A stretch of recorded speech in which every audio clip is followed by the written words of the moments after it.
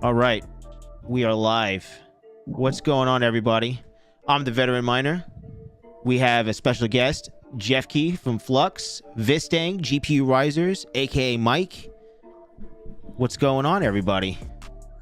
Nice to see everyone here. Another beautiful Wednesday here. Wired Wednesday. Evening. Yeah. Nice Wired Slowly Wednesday. waking up. Still waking up. Mike's having his coffee. Waking up. Yeah. Yeah, it's one of those days. Isn't Florida like EST time zone? Like, aren't you like an hour ahead of me? Yeah, it's 9. It's 9 p.m. I know. It's but it's. I feel like it's one of those. I got a late start today, so it's like a midday crash for me. I think right now. Midday better not crash. Tell Mike, you might get in trouble. Yeah. Well, I just want to say thank you for everybody joining tonight. I want to give a shout out to everybody here. Welcome Crypto Perks, Trillion Capital, Joker Miner, Tommy Coin, King Mining, City Sometimes, Northern Prospector, Firehawk 92, DJ Mines, Geek of All Trades, Joker Miner, Retro Mike Tech. I said Joker Miner already, didn't I? Bacon, Eggs, and Hash. And if I forgot anybody, I apologize. But welcome, welcome, welcome. Okay, so as you can see, we have our special guest already here, Mr. Jeff Key, and we wanted to get some information from Mr. Jeff Key today. Some new info. What's going on? Mining Disrupt is in 2 weeks. Isn't it like 14 days? Something like that. I think first day would have been already finished today, or second day. Second day. It's Wednesday today, right? Yeah, second day would already been done. Wow. Yeah, we're more than just a week out. It's gonna come and go quick, but what's exciting is we have Cypherpunk that's not too far away after that. So there's a lot going on. Yeah. And we were just talking about this. It was like 3 months ago, right? Like, oh yeah, Mining Disrupt. We got time.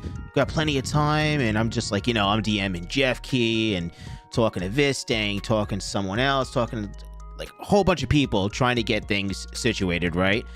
And Jeff Key probably in the beginning was like, oh, we got time. Everything's fine. For it's like around the corner. I'm like, we're about to get on a flight and come and see everybody, Yeah. So a lot of things. Yeah, we're getting the jitters too a little bit on the team side. It's the first time we're doing this too, right? So yeah, Mining Disrupt. But yeah, all hands on deck. Yeah. Are you guys pretty ready for the most part? Oh yeah, booth's ready. That one is sitting and collecting dust at the storage at this point. Yeah. So that one's done. I know Bill is. They're breaking down the house apparently above me. Bill is finishing off the stand for the Octominers or Octoservers. Right, Octoservers. So that's gonna look pretty sleek.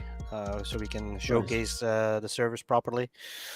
The software is ready that we want to showcase. Last changes are being made to that. Some optimizations and things like that. Yeah, there's been a lot of updates recently, it looks like, with Flux. All my nodes keep updating, and I keep seeing in the things it's like an overdrive right now for you guys. Yeah, well, we kind of expanded a little bit too, right? So we got more devs working on every single project that we have. So nice. That's good. So Flux OS is they're ramping up the updates there, right? So we're 4 just got released, and I think we're at 4.3 already. So they're going crazy on that side. Yeah, that's been going real quick. I know the WordPress guys are pushing out updates at the same time as well in dev, and so those will be updating the production installs as well. So I'm crossing my fingers that goes well as well. Yeah, what else? Proof of use of work. That one is around the corner. The first version that we want to release. So yeah, good stuff. A lot of things in the pipeline. So. Yeah. Anything that's gonna be a surprise that you guys are gonna show off at Mining Disrupt, or is it? Yeah, what do we have? Anything that we could say at all yet? Anything that we I want to be able to showcase a proper AI implementation. So from front to back, how basically being able to run a proper AI model on a bunch of computers. One of them being at Mining Disrupt, so you can see how that looks over there. And then of course my rig here and a couple others. Okay, that's the idea. Nice, You're gonna you're bringing a rig over there as well? Yeah, so we'll have Octo servers there. So the servers there one of them will be actually running I plan on running it. Okay. We might have to adjust, and it might just be a computer at one point that's just running. But plan is to have an active server actually running at the booth. Yep. Okay. Excellent. Nice. So that's pretty exciting. Knowing that, well, obviously everyone knows that I'm working with Flux and doing wires and so forth. We have the Flux wire that's out. I don't know if we picked what wire. I guess we could show everybody like the 2 wires, but I think we're probably going with, I guess I'll show this one here for the server. Yep. Okay. Well, and what Retro Mike is saying, right? So that's my biggest concern, right? Is will I have enough power at the booth? So if I don't have enough power, Oh, I've that's got a right. backup solution. Yeah. But yeah. Showcase the wire side. Yeah. So this was one of the rendering. Oh well, it's upside down here. Always trying to get this. So the way this is made specifically for the Octo server, right? So I was able to get all the information. So that's 6+2 pin. It's about 10 inches in length. And then we have flux because, really don't want to put too many things on there because it's short and you don't want, it's heat. There's a lot of heat. There's a lot of heat going on. So this will work. Then this was another idea as well that we would just individually sleeve the 3 power cables here.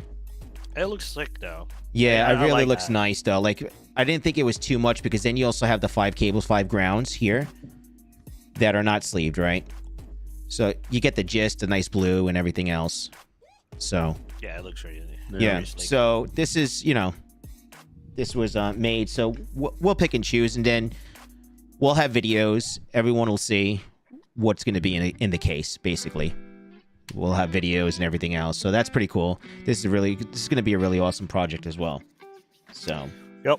And then we plan on doing some AMAs when we're all there, because I'm going to be there, Dan's going to be there, Alex is going to be there,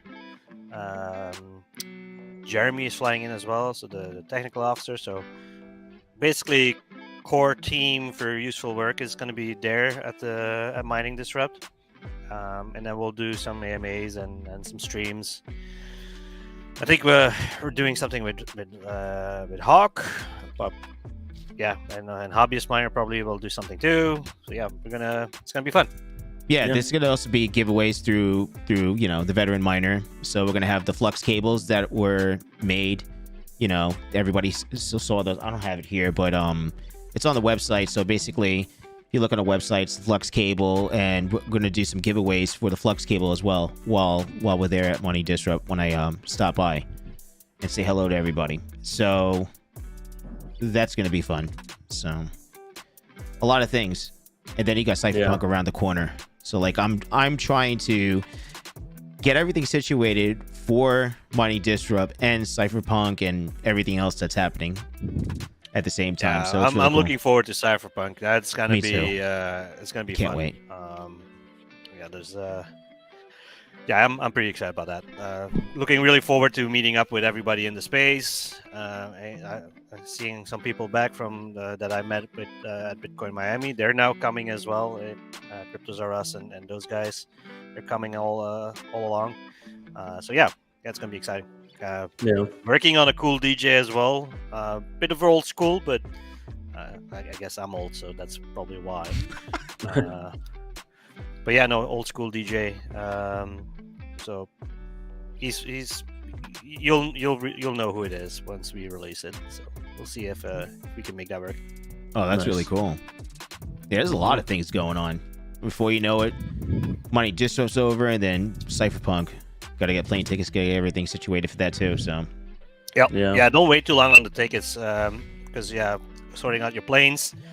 September is still an okay month, I believe, for Florida. It's not too busy yet, but I think if we would have put it in October or November, it might have gotten crazy with the planes. I think the vacations, like school vacations, something like that. Yep. Yep. It's all the getting- snowbird coming. Oh yeah. All the snowbirds, Mhm. all the Canadians flying in. I start seeing the New York plates. That's how I know it's that part. Right? It's the Christmas time around the corner. So So it's, true. Here they come. but, yeah, Stay warm for the winter. it's crazy. I mean, restaurants now at least you can get in and stuff like that. But October to like March is just like it's crazy. Get it? Yeah. Yeah, it's just nuts. But September is gonna be a good month for it. Oh yeah, it's perfect. Perfect timing. Yeah. It might There's be actually a pretty fun brewery that's right around the corner from that venue that you guys are doing. Yeah, it's have you guys heard of Funky Buddha? It's a beer. Well, No. they were local down I think I've here, and they seen had it. a brewery that they opened, and then I think they got bought out by Anheuser-Busch or something, someone big. Hmm. But it's a fun brewery that's right around the corner from there. Mighty King is saying swamp ass central is Florida. Yeah, I'm excited. King's going to be in Florida probably. Well, let me give a little background. When we started Terra, we got our facility in December, like mid-December, and that's when Jarrett was here. And it was there were some hot days. He's been here since, of course, a couple times, but I'm excited for Mighty King to see July in Florida.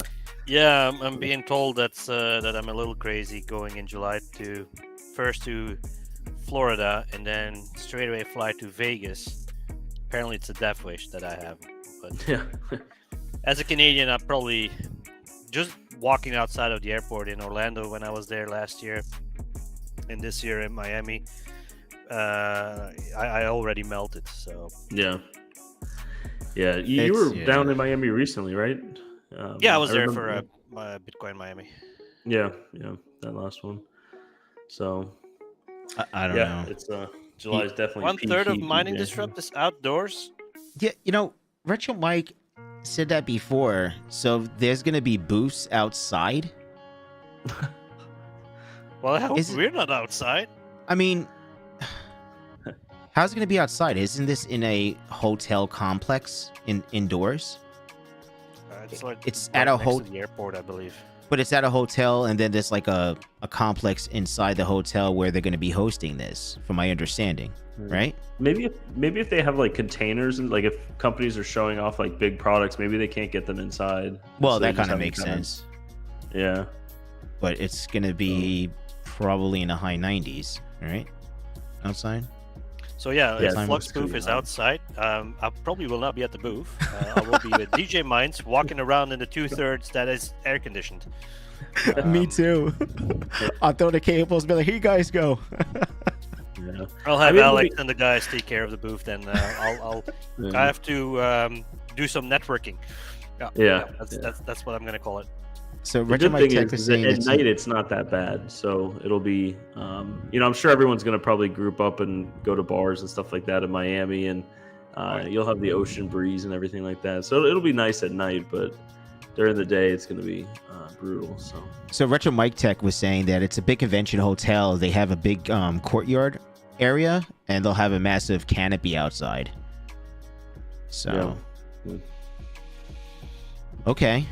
Massive canopy. It's still hot outside, but I mean it helps. 4 containers outside. That's what Goat said. So, Mighty King only so basically just Coors Light. Yeah. Said most vendors are inside on the first floor. All meeting rooms, keynotes will be on the second floor. Yeah. And the logistics companies out there too, Geek of All Trades said. Huh. Okay. Well, isn't there a map of like? Yeah, there's. Let me see here. Hold on one second. Let me see. They released a map? Yeah, hold on one second. Let me see if I can add this. Is this big enough? Can everybody see it? So, scroll. See if I can navigate this. Nope. Oh yeah, it does say containers. I never paid attention to the left side because I've been focused on the gray. Let me see if I can make this bigger.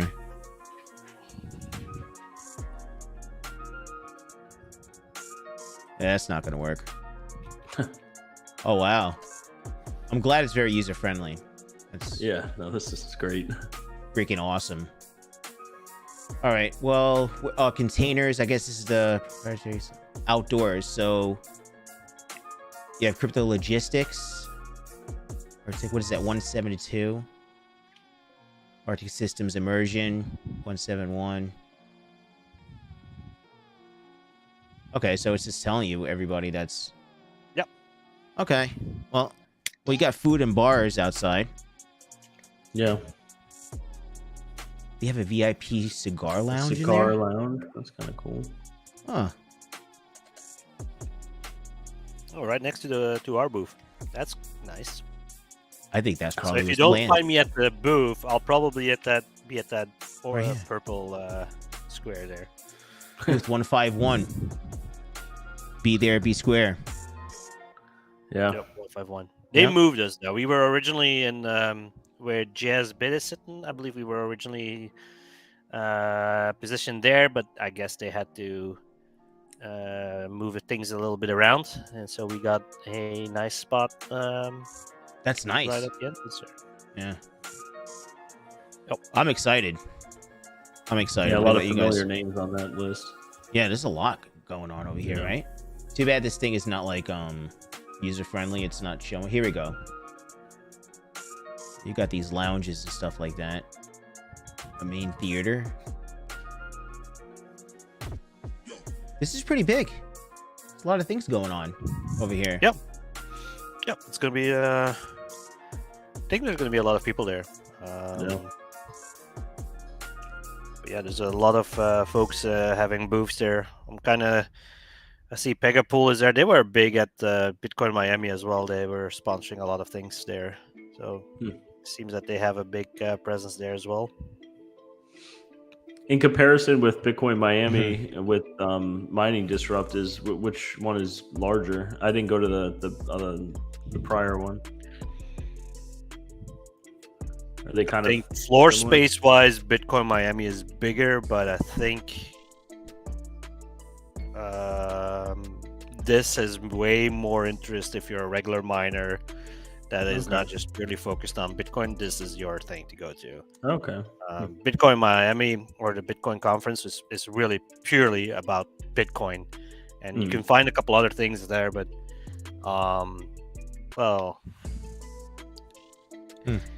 in the eyes of a Bitcoin holder, everybody else is a shitcoin, right? So and so here, all us non-Bitcoin miners come together. Although you can clearly see there's a lot of Bitcoin stuff there as well. But yeah. So DJ Mize was saying that Bitcoin Miami was massive, but mostly big for speakers, like famous people. Yeah, like there wasn't like that entire container area would be like one area for the speakers, for instance. But I'll be very honest, like 90% of the time that was barren. It was really empty, and it was just maybe 50-60 people watching, listening to what people were saying there. And then when the bigger speakers came along, then it was fully then people had to stand. There was not even a seating room anymore. But I only saw that once with who was it again? With Kennedy and Michael Saylor right in front of it. So you had two big speakers right behind each other, and then everybody just sat down and stayed for that for for an hour and a half or so. Okay. Are you guys speaking at this one? Yeah, Dan is speaking. I don't know exactly when. Okay. I don't know if that's been announced yet. But yeah, Dan is speaking. Yeah, and then the guys and myself will be at the booth, and I'll be doing. I'll be walking around, doing some networking, and meeting up with some partners that I can see on the floor there that we've worked with before, and make sure that we shake some hands, do some live streaming here and there. Yeah, nice. It's gonna be exciting. And hopefully we can see a lot of folks. We'll have some swags, of course, as well. We'll have some hats, some T-shirts, some what was it? What else did we bring? Stickers. You know, the usual. We'll have it all with us, so you can have some extra swag. Nice. The only thing I want you to do is either you have to sing a song or dance or something. No. All right. Well, I mean, just give me a couple of beers. I'll probably dance and sing. Yeah, exactly. We'll do karaoke. I know that. Who was it there in the chat? Was getting his beers outside, so I'm sure. Yeah, Money King. Yeah, Money King. Yeah, Money King will. After a few beers, he'll be able to do something. Starts at 7 a.m. 7 a.m. Yeah, that's when the keynotes are. At 7 a.m. Yeah, I'm looking at if you could pull it up there, Dave, if you want. You sharing it page. or it's on the main page? No, it's on. You could if you go to the front page of that website. Oh, okay. It has like the. Where is it? Where do you? Oh, it's right. They're down a little bit. Okay. A little more. 3 days. There Oh, here we go. So 7:25 Expo Miami Airport Convention Center. We got 8 p.m. to midnight. What is this? Pre-party. Pre-party on the 25th? Oh, that's like if you have special passes or something like that, right? Oh, so that's Tuesday. So it's not. I thought the Tuesday? event was. Yeah, I thought the event was on Tuesday. Oh, it's only Wednesday and Thursday, I guess, the event. But they have a pre-party at 8 p.m. on Tuesday. But that's for like probably special passes or something, right? Probably not. I don't. Or is it for general? You find out. Does anybody know in the chat? Pre-party is Tuesday night. Does anybody in chat know that you need to have like special? As an after party. I haven't heard tickets? of that place before. Yeah, VIP passes and up. Oh, really? Yeah. Oh. We got general pass. Well, guess I'm not in there. Guess we're not in there, Mike. We're not in there. We'll be all right. We could just stand outside of it, though. We could stand outside. Wave to people inside. Yeah. Hey guys, how is it? But yeah, first you do the pre-party, and then at 7 in the morning you do a keynote presentation. Yeah, that's gonna work out well. A couple of folks. I think the ones that are hosting the pre-party are not going to the 7 a.m. the next following day. Well, the floor opens itself, it seems, at 10 a.m., right? So, yeah, Expo day 1, 10 to 5. Except on the Thursday, it does open at 7. Huh. It does. Discussion panels. I'm going to have to nominate somebody from the team to do that, the 7 a.m. Dave, you going to be there at 7 a.m., 6:45 at the door? You know what? Yeah. I was going to say that I was like, oh, I'm going to do whatever Mike does, but we're there. We're not driving anywhere. We're at the hotel. So I'm like, I don't think I'm going to be there at 7 a.m., man. You going to be there at 7 a.m., Mike? No.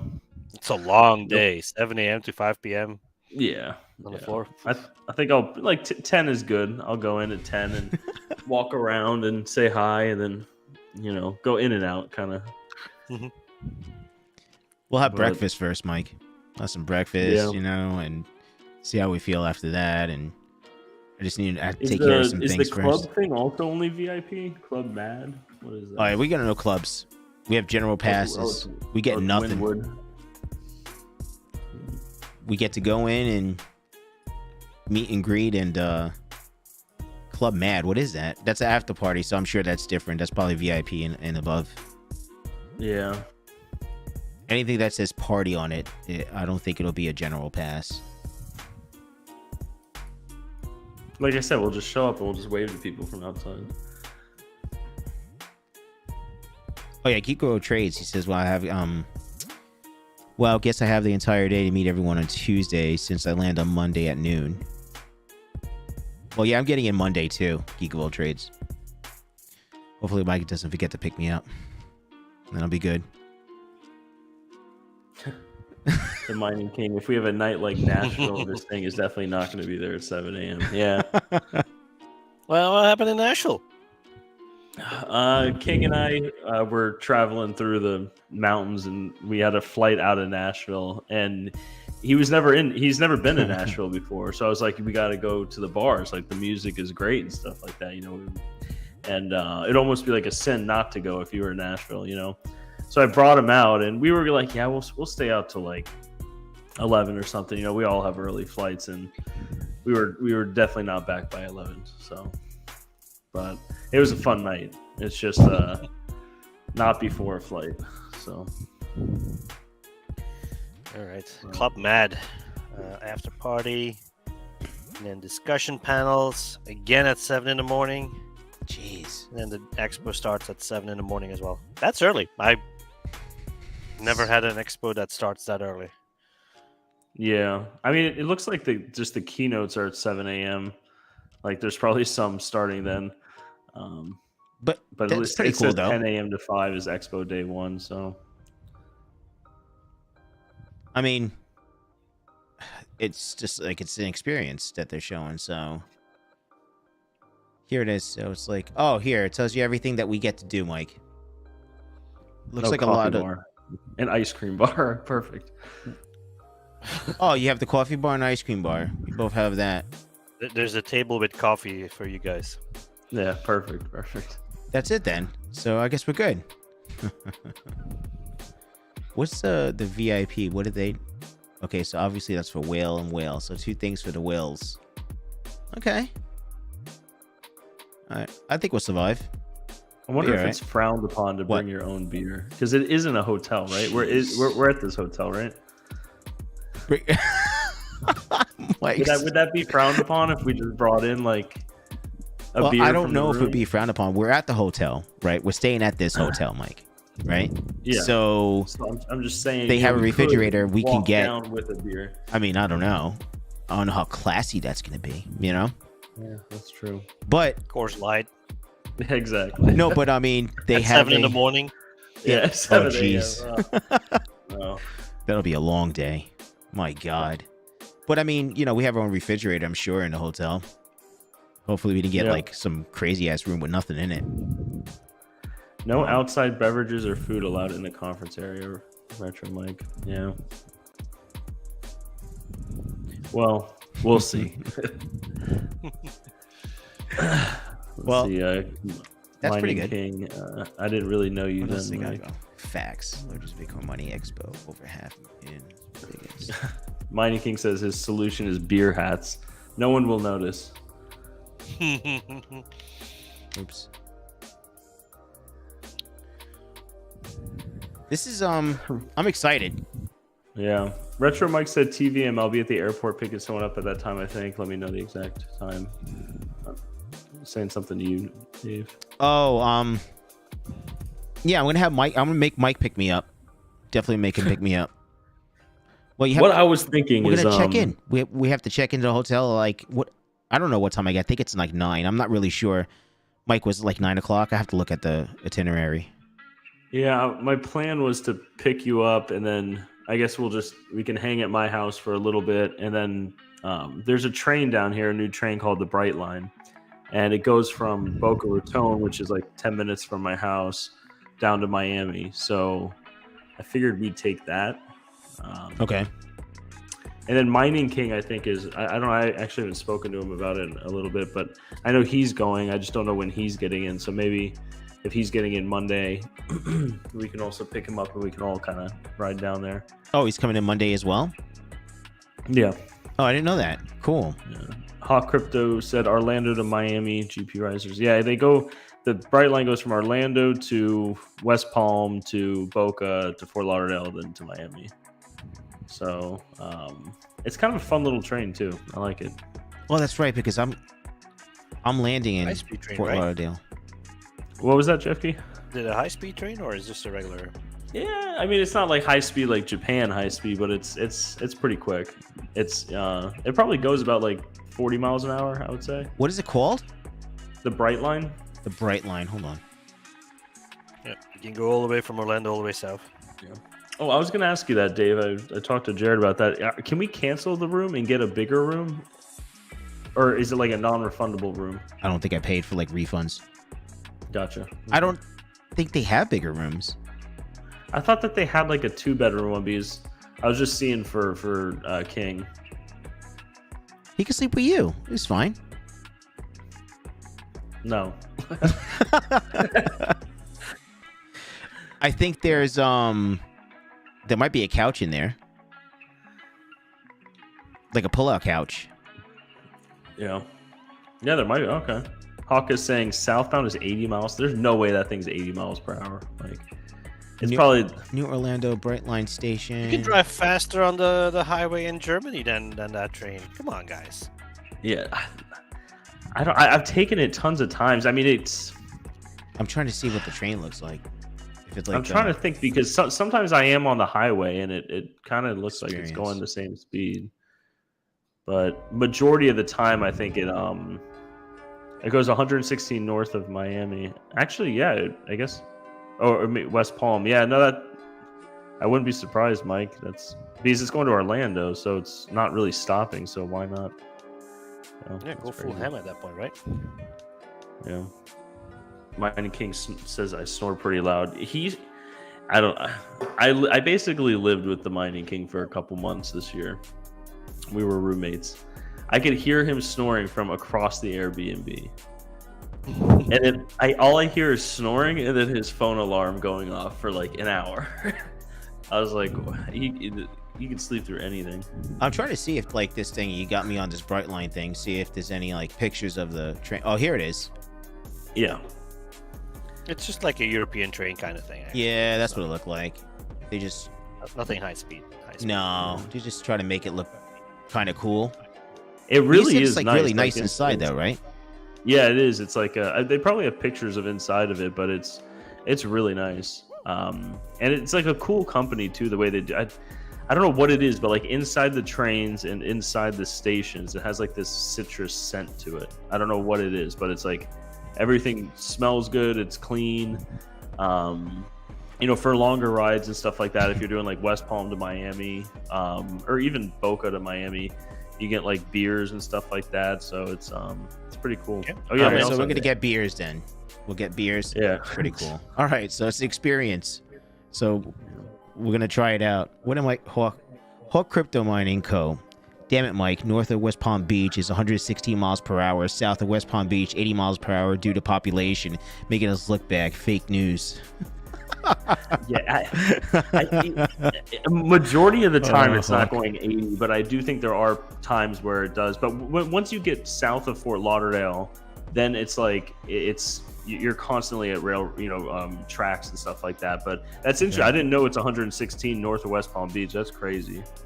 I didn't know that they could go up like that. Population. But, yeah, he said $35 to $50 per ride. I think. Yeah, they have. It's pretty fair. I've taken it a couple times now. Mining King, GPURisers. Which hotel are you guys staying at? I have no idea. Dave sent me a screenshot one day while I was driving, and I just put yes. What was it, Mike? It took us like a week to make probably more than that, right? To actually make the plans from like early in the morning to like late at night, in between the day. You're doing stuff, I'm doing stuff, and it's just like. And I'm like, damn it, Mike, we need to get something going here. And then we finally just like, I gave you a screenshot of something and was like, that looks shady. I'm not going to go through that company. It's too good to be true. And then we figured out, I think it was like I booked it through Expedia, I think. Okay. But it's the DoubleTree Miami Airport, the one Retro Mike said. I think that's it. It's the one, I don't have the itinerary on me. I have to look on my phone or something like that. But I know it's the one that Mining Disrupt, where's being held at Mining Disrupt? That's the hotel. 2 Trees or something? DoubleTree? 2 Trees. Yeah. 2 Trees. Yeah. 2 Trees. There's a 2 Trees or something like that. I'm thinking of a hotel in Connecticut, like a Foxwoods or something like that. Yeah. So Hawk said I'm at the Marriott Miami Airport. 2 Trees. More on the we're at the 2 Trees. It's the motel across the street from the DoubleTree. Yeah. But I think everyone's pretty much staying there. So yeah, Gentlemen's King, Club, get a room there. Well, not bad though. I mean, what we could do is Ted was saying that maybe when we get there, I can see if I can get an upgrade, and they might be able to upgrade our room for maybe just a couple of bucks, something like that. See if we could accommodate King as well. Let's see if they even have rooms available. Probably not, right? I can check real quick. If not, King can just sleep on the pull-out couch if we have one. I think there's a pull-out couch. I'm not sure. Because, I mean, our beds, they're 2 double beds, not even 2 queen beds. I don't think they had, like, 2 queen beds. It's weird. Wait, what? We have 2 beds, right? No, we have 2. Jesus, Mikey. We have 2 beds. We're not sleeping on the same bed. God. They don't have 2 queens or something. No, they don't have 2 queen-size beds. I mean, 2 double beds. Yeah. Mike's getting all crazy. What? Did I hear an echo through my speakers? I told you to put your earpieces in today, Mike.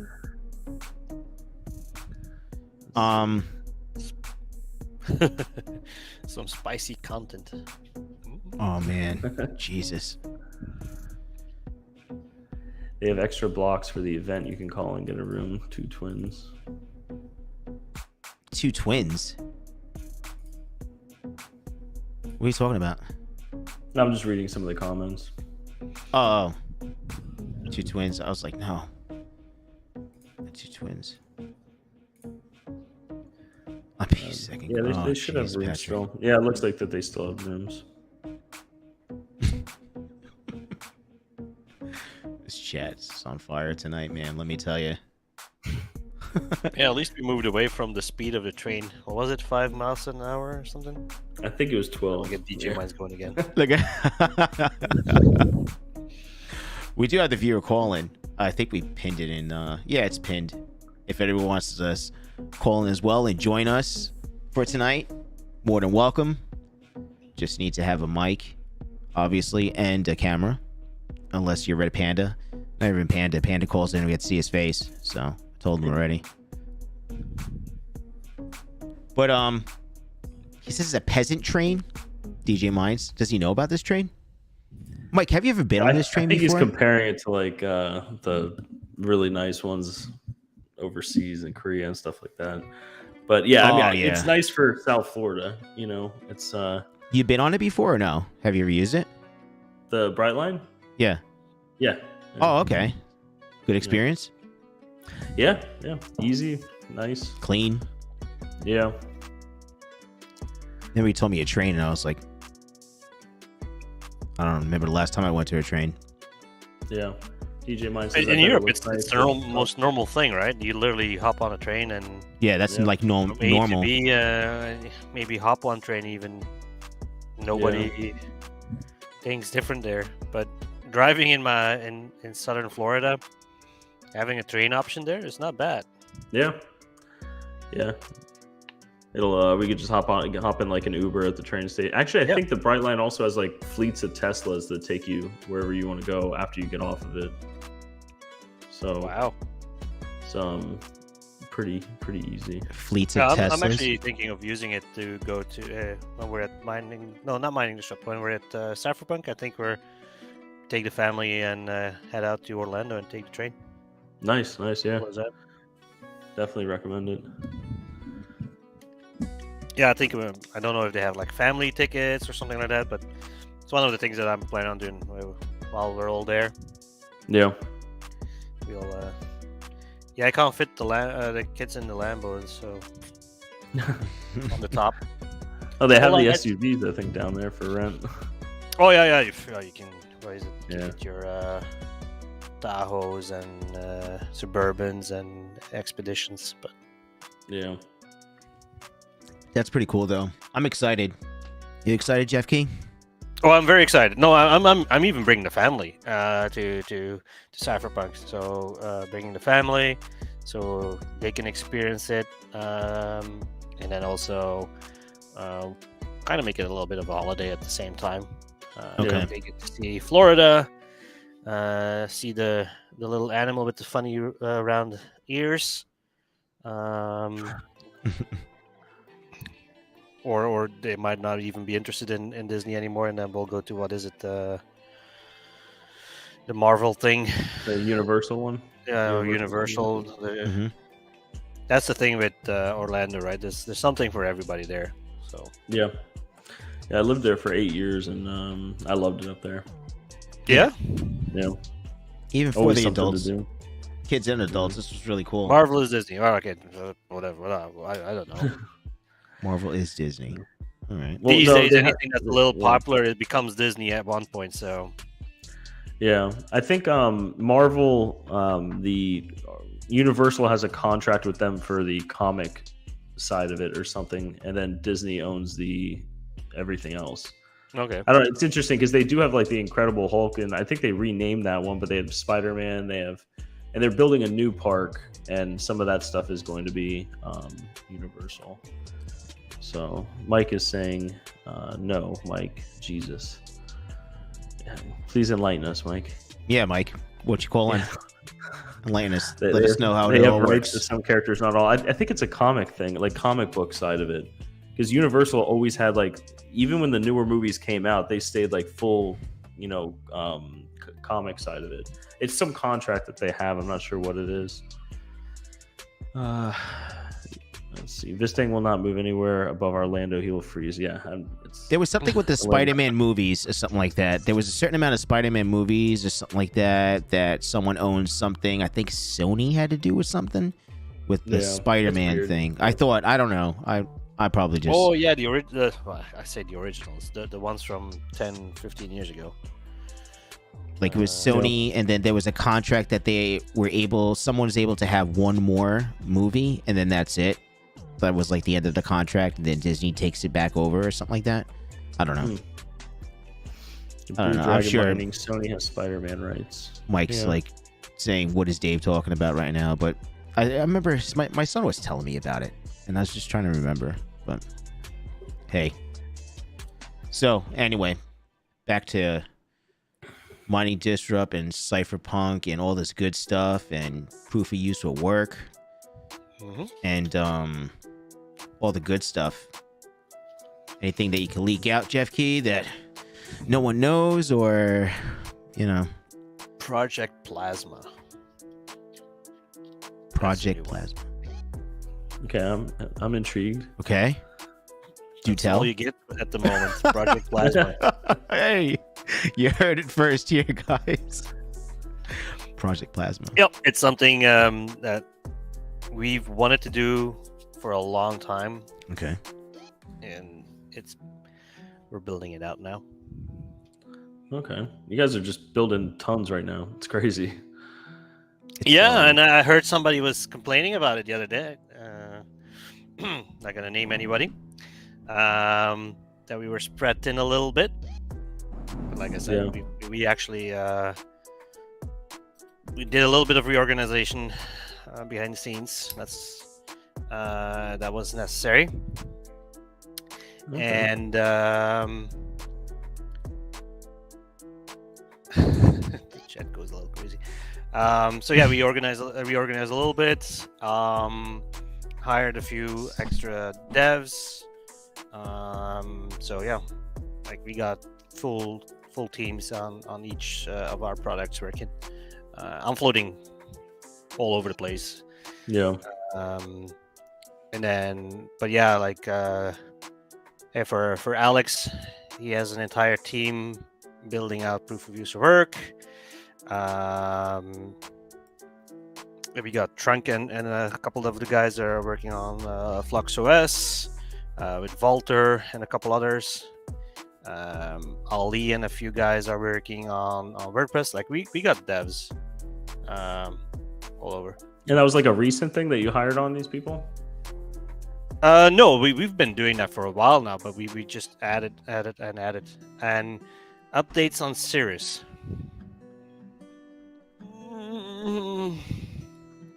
Huh? No. I'm not gonna say anything about Cirrus yet.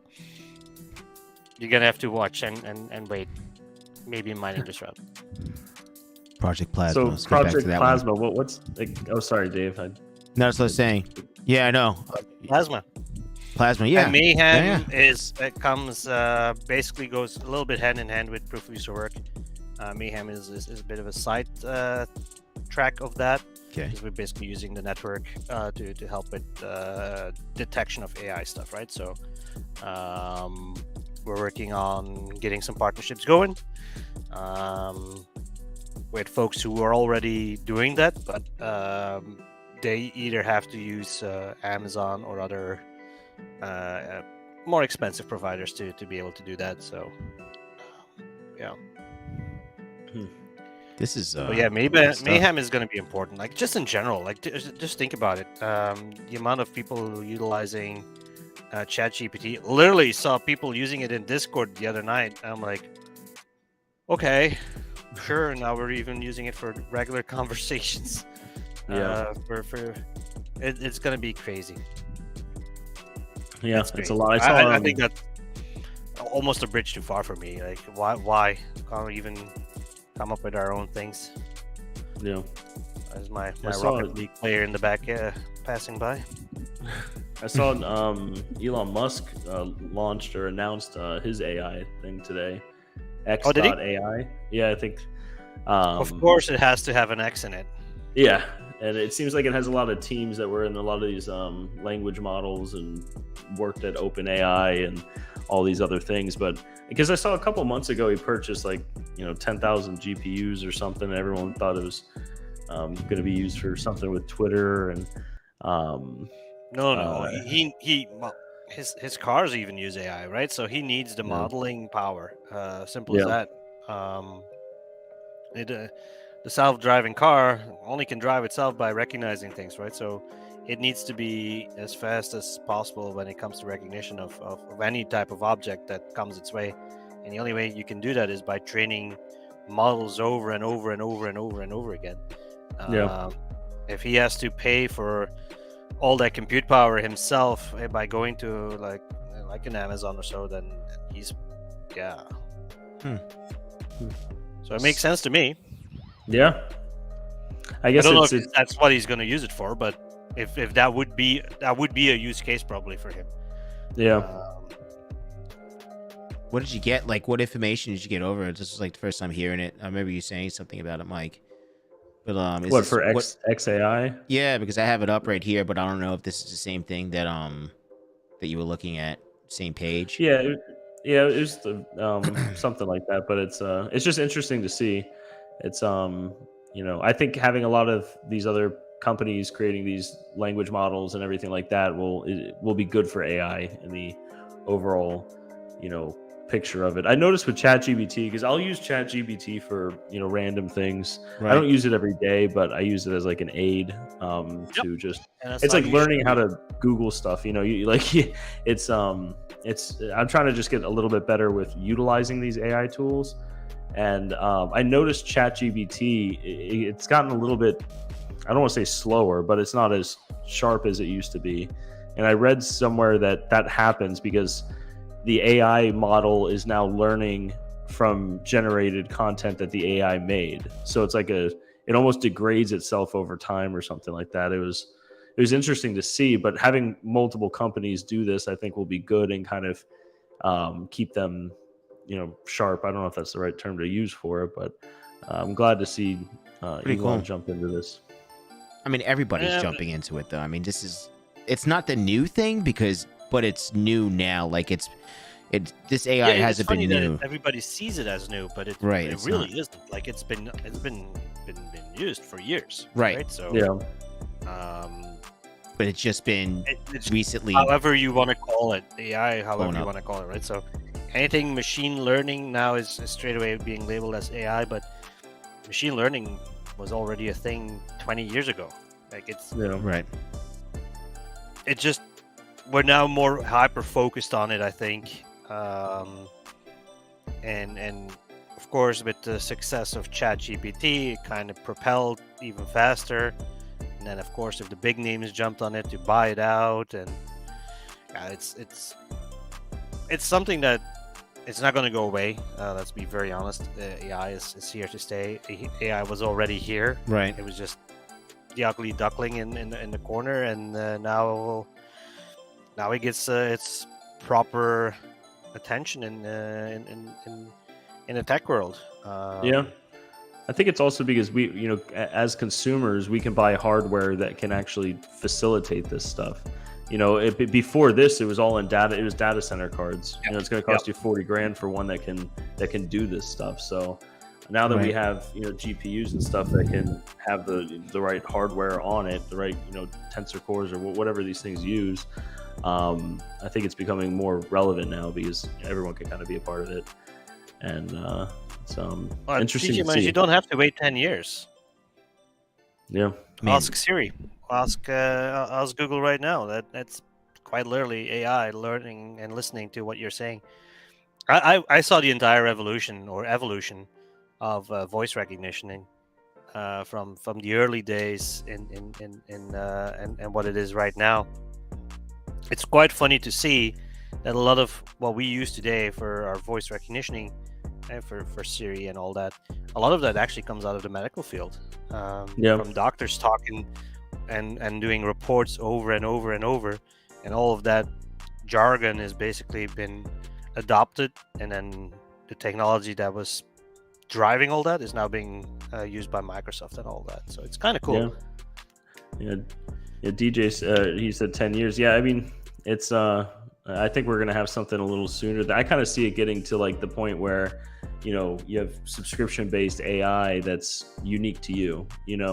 It's it learns everything from the internet and everything like that, like ChatGPT can. It can generate images like these other companies do, but something that kind of follows you and it learns you over the years. It sees how you text, how you type, how you even as crazy as how you feel after you eat something, and it might be able to make custom, diets for you to make you feel better, or workouts for you, or whatever it may be, but something that's kind of just a personal AI that's unique to you and just learning from you, and it's I don't know. I think it's going to be crazy next couple years. I think that's not too far off anymore, honestly.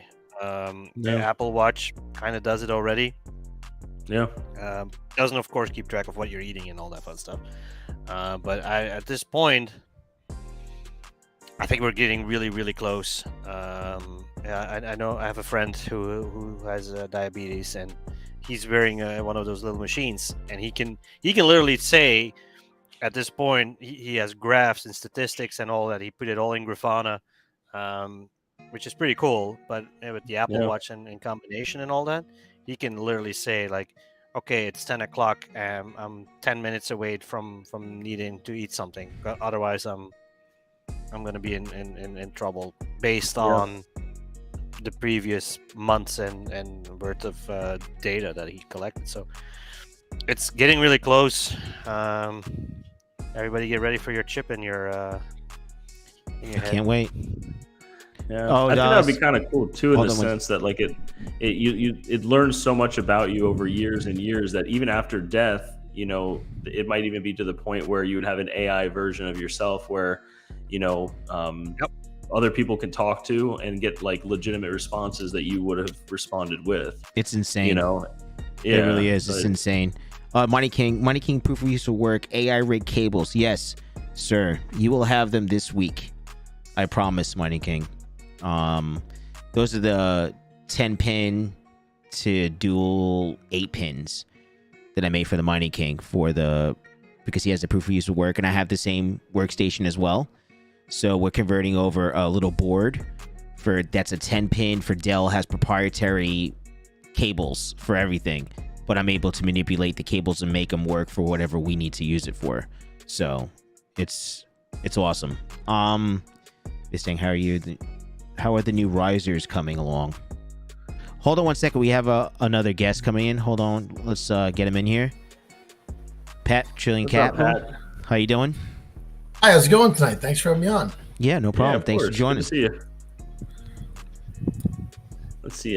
This thing, the new risers. Yeah. I don't know. I know.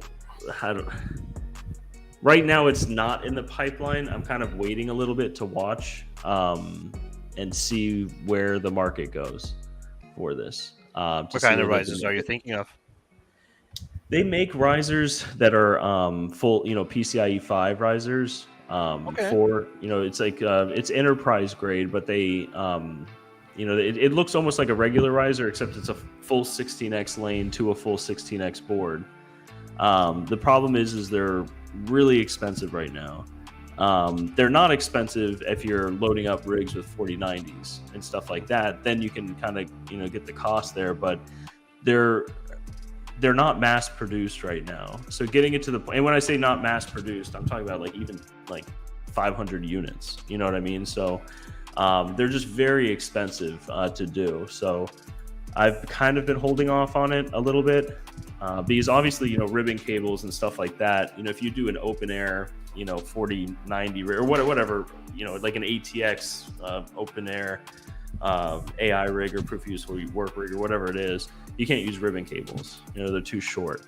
And they possibly might burn up if they're doing full power draws on 4090s and stuff like that. So you have to be kind of careful with it. But long story short, it's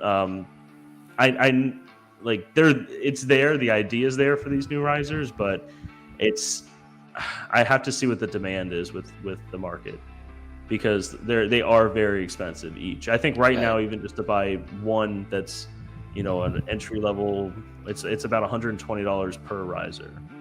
So like I said, it's not that bad if you're loading 4090s on here and you have epics and 256 gigabytes of RAM. But if you're doing rigs where you have like 3070s on this, and then a riser cable is going to cost half of what the card is, it's not going to be worth it. But when you have a rig that's 25-30 grand, then it's worth it, to have these things spaced out. So I kind of have to see where the market goes. Send me a link. Kind of curious how they look, and I might order me a few just to see how that works. Yeah, I can send you some pictures on Discord. Yeah, it's please, interesting. Please.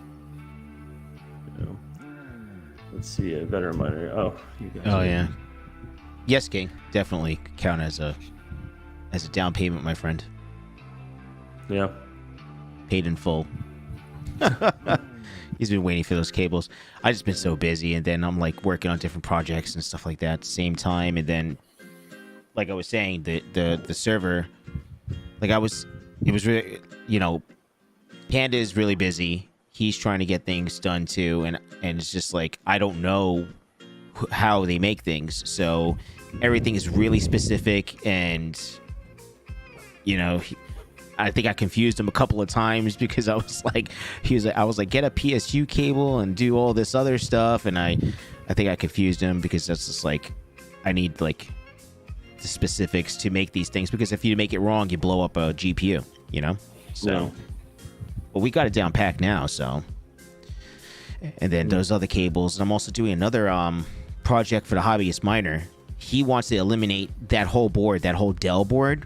It's a workstation, but he wants to eliminate it. And the problem with that is that everything's proprietary, like I was saying, and then basically the board is going to go haywire, because it sees alarms because it's not in the workstation, because there's fail safes of, like, if the door is open, there's a fail safe on that.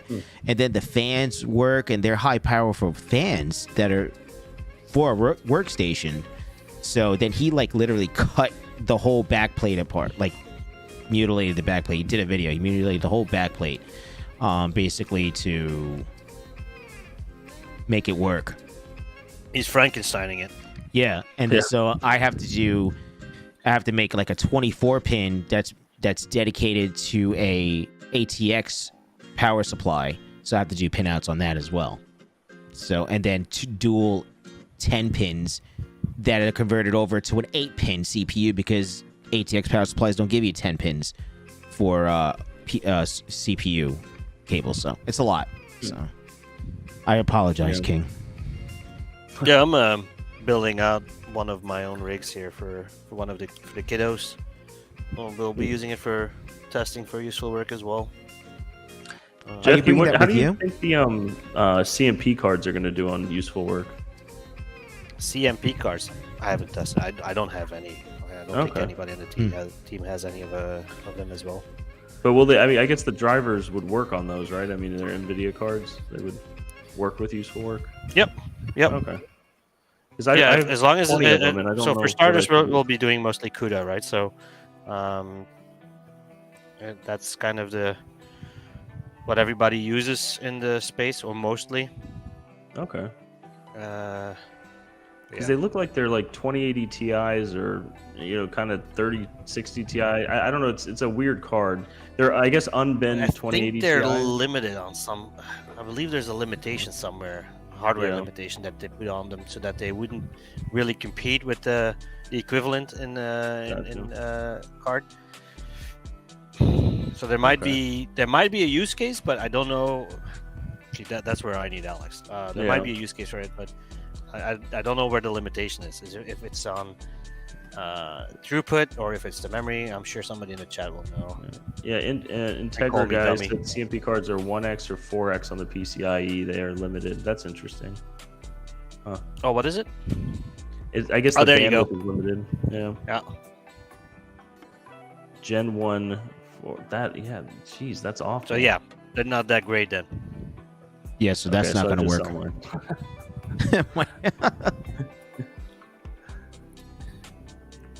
That's interesting. If I may ask you, sorry. Yeah. Oh no. So you go ahead, Pat. I was going to ask you guys been following any of the developments in the Binance debacle or the BlackRock ETF filing or anything like that? You guys been following that at all? Yeah. Okay. Yeah. So a little, just in case you guys know. So basically, CZ has been officially kicked out of Malta, essentially shut out of Dubai at this point. Department of Justice investigation is ongoing and should be concluded fairly soon. And he's running out of places to hide globally. And the BUSD collapse is imminent as well. Now, this combined with the BlackRock ETF filing.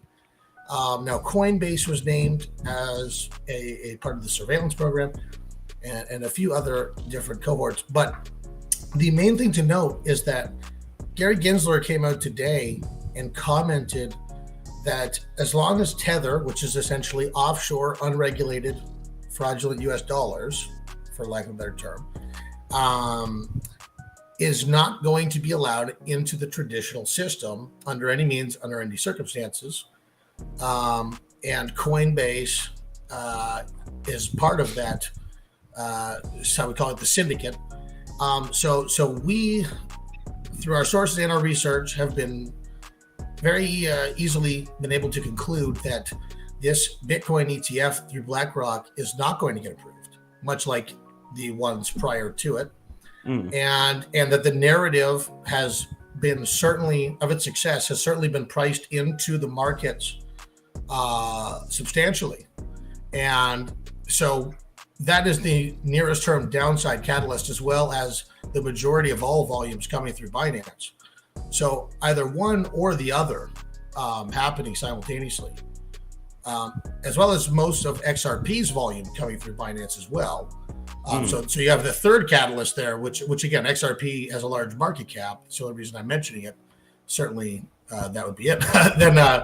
But anyway, you have 3 or 4 of these catalysts, plus the inverted yield curve and the tightening financial conditions. And by the way, mind you, all the publicly traded mining companies, Anthony Powers, I'm citing his work there. Great follow on Twitter, by the way, guys. He's a publicly traded mining analyst. They have been selling the entire year 120% of all their mined Bitcoin, meaning they're selling 100% of what they mine, plus an additional 20% of what they've saved from thus far into the degradation of the cycle. So if you add all these 4, 5, 6, we could go on and on and on. The corporate earnings recession, the credit default increases, whether it's American Express data, there's a plethora of information out there for that. The delinquencies and auto payments, mortgages, the refinancing rates, all this combined collectively, plus the regulatory looming, changes, certainly is going to be advantageous to miners that remain online. But we are far from the bottom. We've had a relief rally for 6 months. Thank goodness, right? It's kept many of us above water, and this is the time to prepare. Certainly not time to buy, but I'm just stating the data we've looked at, and that's our conclusions. And again, if the Bitcoin miners are selling, and we are miners, it's certainly not advised to dismiss their actions. They're playing at the highest level, something we can only aspire to be collectively, right? So, it's something to note. That's going to be important. And whether you're, as you alluded to, GPUs, hardware of itself is great deals right now, certainly, if you have the ability to service the electricity costs and accumulate during times like this. But just to be mindful of this and be macro aware is certainly something I would just like to preach here today. I mean, sorry not to rant on, guys, just thought I'd let you guys know. No, because you got a lot more downside than upside, and it's pretty much guaranteed. The economic conditions have only worsened, not gotten better. Yeah. Well, I mean, we'll have to see. I know a lot of the things you said. I have a good feeling about the BlackRock ETF going through. I know that the prior ones and stuff never got through, but with everything going on right now, I think that they have a good chance of getting this through, and I think they have a good chance of the SEC working with them to get this through, to show that the SEC can, work with companies, work with crypto, and is crypto friendly, not just going on the full offensive, claiming everything's a security type thing. I know a lot of these companies, these mining companies, are selling 120% of. I'm surprised it's only that. And I think that that's because they're trying to pay off this debt. I mean, they were buying, at peak Bitcoin miner prices, and then all of a sudden on their books, their values are 10-20% of what they were, and they're having to, these loans are, it's not like they paid cash for all this stuff, right? They didn't pay 10 grand for an S19 or whatever, I'm just using that number as an example. They bought all this on credit, and those lines of credit are now due, and that bears interest and everything like that. So I think that they're trying to just liquidate stuff to be able to, like you said, with some of these people staying above water. But I don't know. It's I know certainly not from a position of strength is all I'm trying to highlight, right? So if those guys are doing it from a position of weakness, and the home miners, most of them are unfortunately shut off or trying to remain above water. You have this environment where really only the most efficient or the most capital, efficient as well are able to survive. You got to be really prudent, and you got to be really able to deploy that capital at the opportune times. And it's just, to me, I just don't really hear anyone talking about it. So I just figured I'd be, the bearer of bad news, guys. There's a lot going on with it. It's I follow the SEC news and the Ripple case. Things come up every month or two. You know what I mean with that. It was interesting a little bit ago when they filed suit against Coinbase and Binance and everything like that. That was really interesting. But there hasn't been a whole lot of updates with that. Coinbase is going to be fighting back against it because I think Coinbase has actually been working with the SEC. I mean, they had to work close with the SEC to even get listed. They had to jump through tons of hoops and cross all their T's and dot all their I's to work with them, and all of a sudden the SEC turns around and files a complaint against them. It's a little crazy, but I think unfortunately, if you look at what the executives are doing rather than they're saying, he's been selling over $260 million US worth of stock since its IPO. So that's certainly not bullish either. But all I'm trying to say is essentially the big players, traditional financial players, market makers, what have you, are waiting on the sidelines to come in and fill this gap. But they are not able to do so until Binance and Tether and the other illegal players are removed. And that should be commencing very soon. So it's bullish 6 to 18 months out. Yeah. Unless Binance can somehow bounce back. But like you said, they're getting revoked kind of everywhere. Which is a shame because, like you also mentioned with Ripple and stuff like that, Binance was a huge mover for coins, including Flux. I've bought in Flux on the Binance chain or the Binance, which then you have to switch to the Binance chain to get it to Zelcore and all that. But that was always kind of my go-to if I was buying Flux. So there's just not a lot of volume anymore because of Binance and stuff like that. And it'll be interesting to see where it all goes. I don't know what the answer will be, but once there is an answer, whichever way they go, I think it'll be good. But I think you might be right. 6 months to 18 months, there's an upside to it, but there's a lot of choppy water right now. Well, the beauty about proof of work is that we can still mine these coins. You don't need Binance and CZ to green light you mining core projects, whether that's Flux, whether that's Cas, however you want to play it. Constructing a portfolio of good projects with good fundamentals for the longer term time horizon. That's the way to play this. Our yields will continue to rise as more capitulation and liquidations take place. So it's very exciting if you're positioned right. Yeah.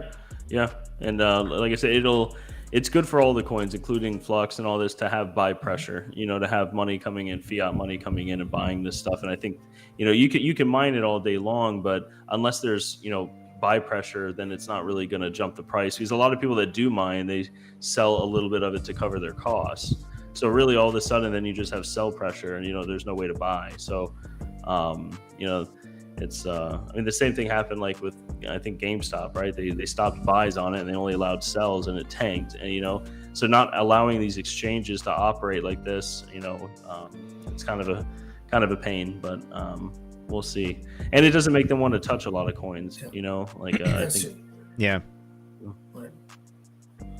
Well, I believe we're in a new renaissance, if you will. Whether it's the products Veteran Miner makes, GPURisers, these innovative projects, whether it's proof of work projects like Flux or what have you, there's so many different avenues to go down. There's so many different ways to participate. And there will certainly be 100 new replacements to the 99 exchanges that go bust by the end of this rate hike cycle. So this is excellent. This is a cleansing of the earth, if you will, a salting. Yeah. This is exactly what we need, and it rids many of the bad actors. So it's going to come back stronger, better than ever, and we predict a much more shallow dip and peak to trough cycle than we've seen in previous cycles. So it's going to be very exciting. Yeah, it will be. I think everyone just kind of needs guidance, more guidance, so that if it's a security, if they claim these things as securities or certain projects as securities, great. At least these projects know, and they can set it up as such. They can do, go through that avenue, that their coin is considered a security and everything like that, and they can, go that route, and then it can be traded, however they want. So there needs to be a little more guidance on everything, and they're using law from 80 years ago about orange groves and applying that to internet, blockchain technology and like all this stuff. It's crazy. So they need to get up with the times a little bit. And I think that there's a kind of a fire under their ass right now with everything. And especially with as soon as I saw that they drug Coinbase in this, I was glad. Coinbase has the money to fight this, and they're going to fight it.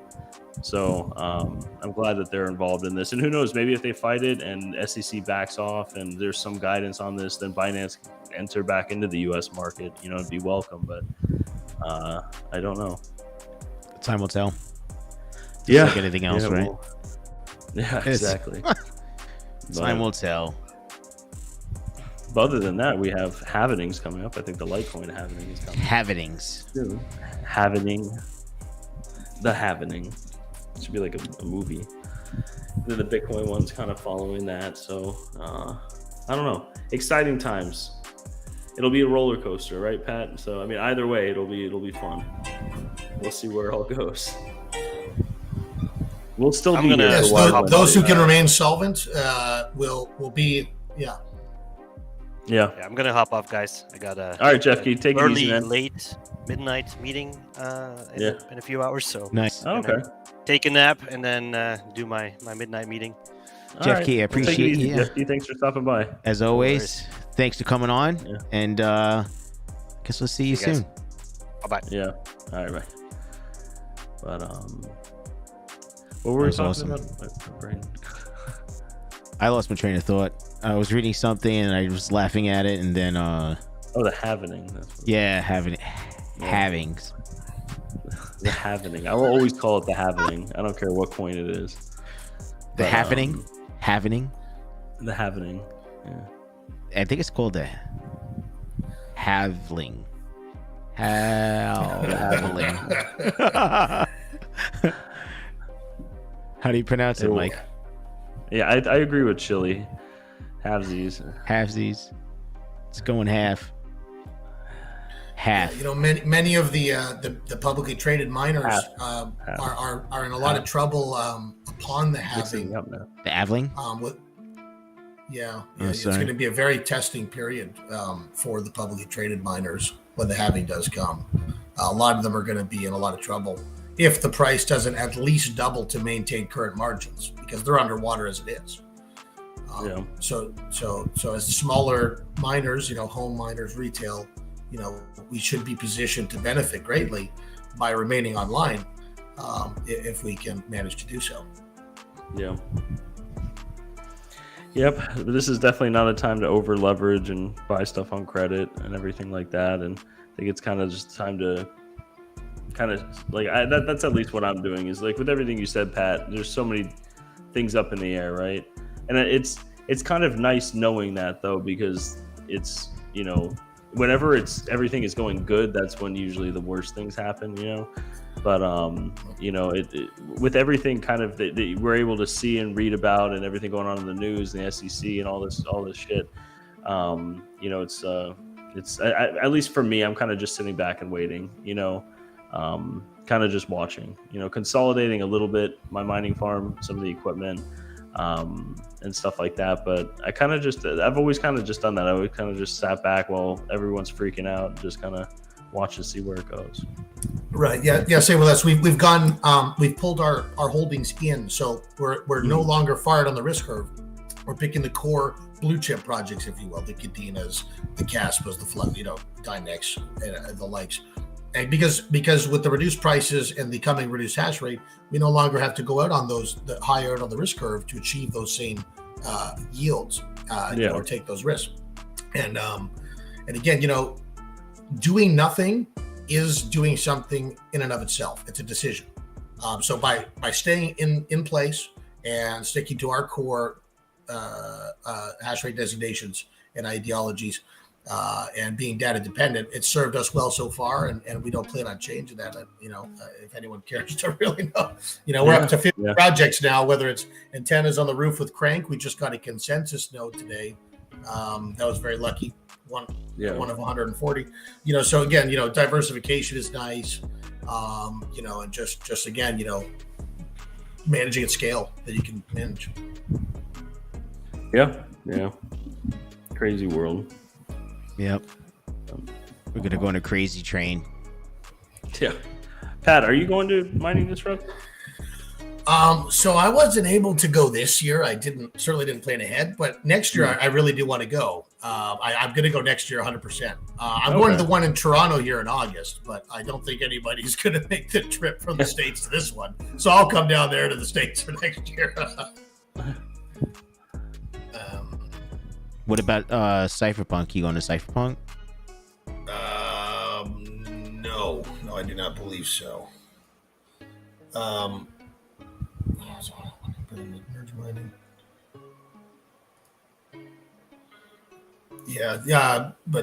I think those conferences, you know, these are where the hardcore true believers really are, right? These are the best conferences to go to, right? There's a lot less of the froth present. Yeah. So. Yeah, it'll be fun. And I can't wait. So many people going, I think, this year. It's just crazy. I mean, I didn't know how many people were going to Mining Disrupt.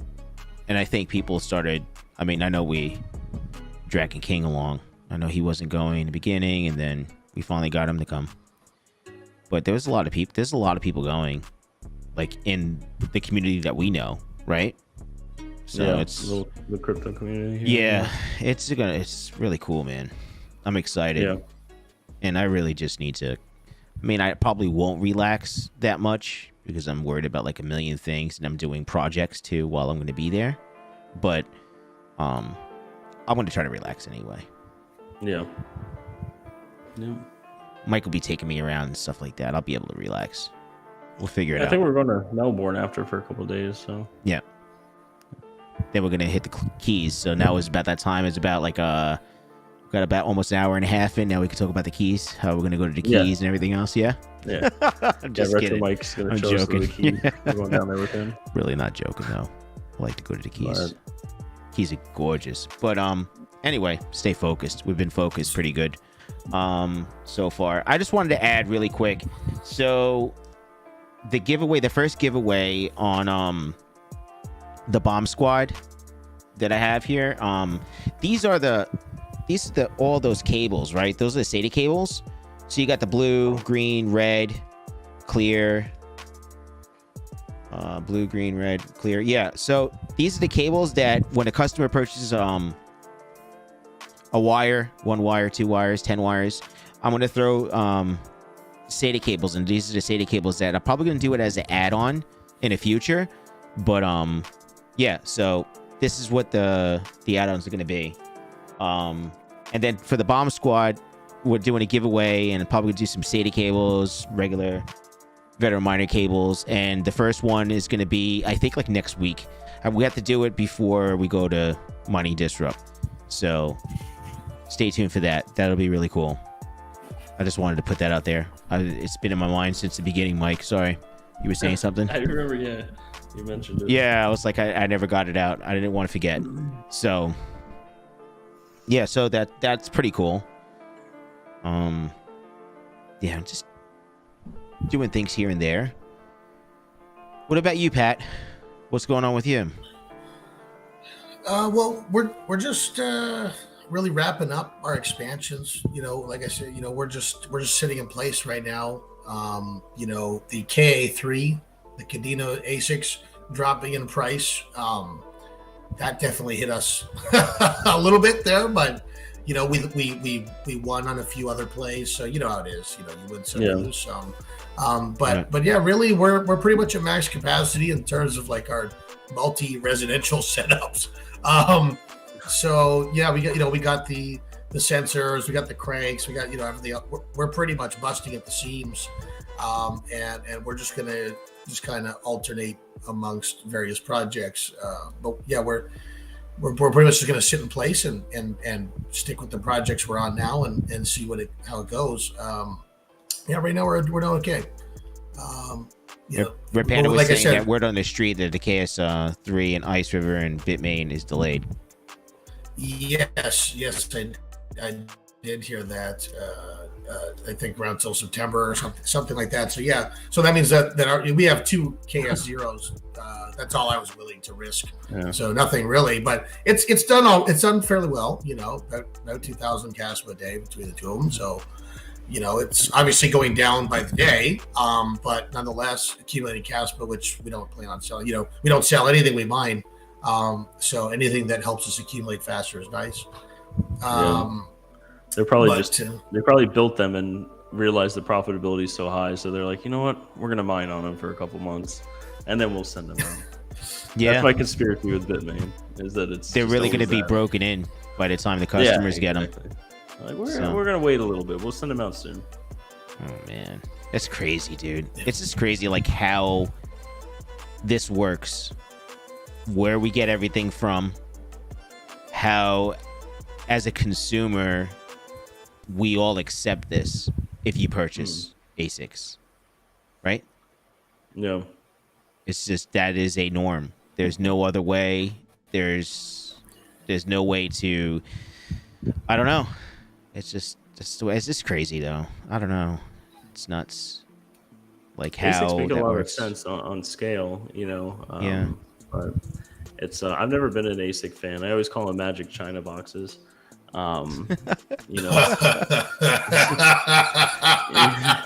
it's great. It's like this one. It's a very cutthroat sector. Yeah. Yeah. It's like, oh wow, this box makes X amount per day. It's like, wow, this is amazing. But it's always kind of like the same story, you know, where it's like the profits and the revenue or whatever you want to say that comes from it, it goes down, and you're kind of fighting the depreciation on the equipment, and then the equipment is just worthless when new stuff comes out. You know, it's kind of just turns into a doorstop. Once that, if everyone's here, the halvening. Once the halvening happens on these coins and stuff like that, the profits just tank on them. So I know the L7 is still doing pretty good, and things like that. So some people are breaking even on those, but yeah, if something's too good to be true, it probably is, you know. But I've met a lot of people in this industry that do all this stuff at scale, you know, where they have, you know, hundreds of ASICs and have, you know, specific rates and stuff like that, and then it makes sense, you know, because they, you know, as soon as you know, the halvening, once the halvening for these coins happen, it doesn't affect them as much, you know. But yeah, you have to be at scale. You have to, you know, to do it, you know, have real cheap electric, probably do it, you know, to a tax advantage to you.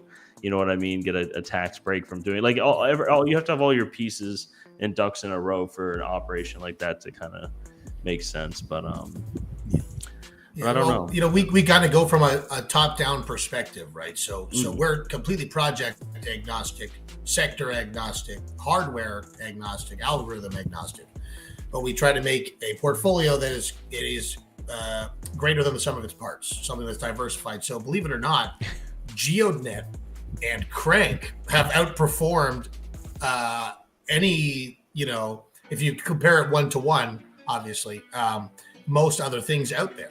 So the profits from our GeoNets make the current, abysmal earnings or compared to the electricity on the GPUs. It allows us to keep pressing on.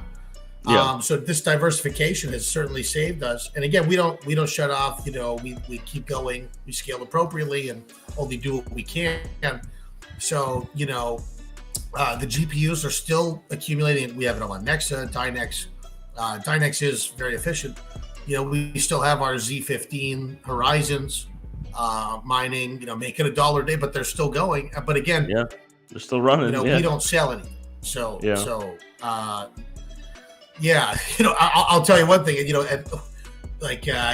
In November was the worst this cycle currently. It was very hard to stomach those costs when it's that bad. But then over the past 6 months, we've had this big rally, and we're very happy. We're very pleased with the results of doing that. So pick the projects you like and accumulate for the lowering of interest rates, because that's when you're really going to see those returns. But again, buying now, anything, whether it's hardware, whether it's especially buying the actual crypto, do not buy Bitcoin right now. If I could give one piece of advice to anybody, I mean, you got 73% of that supply tucked away in these wallets. The government's selling Bitcoin. The miners are selling 120% of their Bitcoin. Again, the BlackRock narrative has helped Bitcoin defy gravity for the past few months, or since its announcement. But again, these things are all good until they're not. Binance is solvent until they're not. And again, these stable coins depegging. And so it's just, for us, like I said, because I come from traditional finance. So a top-down strategy always, and then it trickles down into individual sectors and hardware selections. And like right now, to build a GPU rig is so cheap. So again, I always tell everyone, consolidate. If you can't afford to have a few rigs running, then partner with your friends, make a little, write it down, split it 50-50, do whatever you have to do to remain online, because that at this point is the only advantage any of us truly have. Guess you gotta adapt on the other side of this. You have to adapt to exactly what's going on.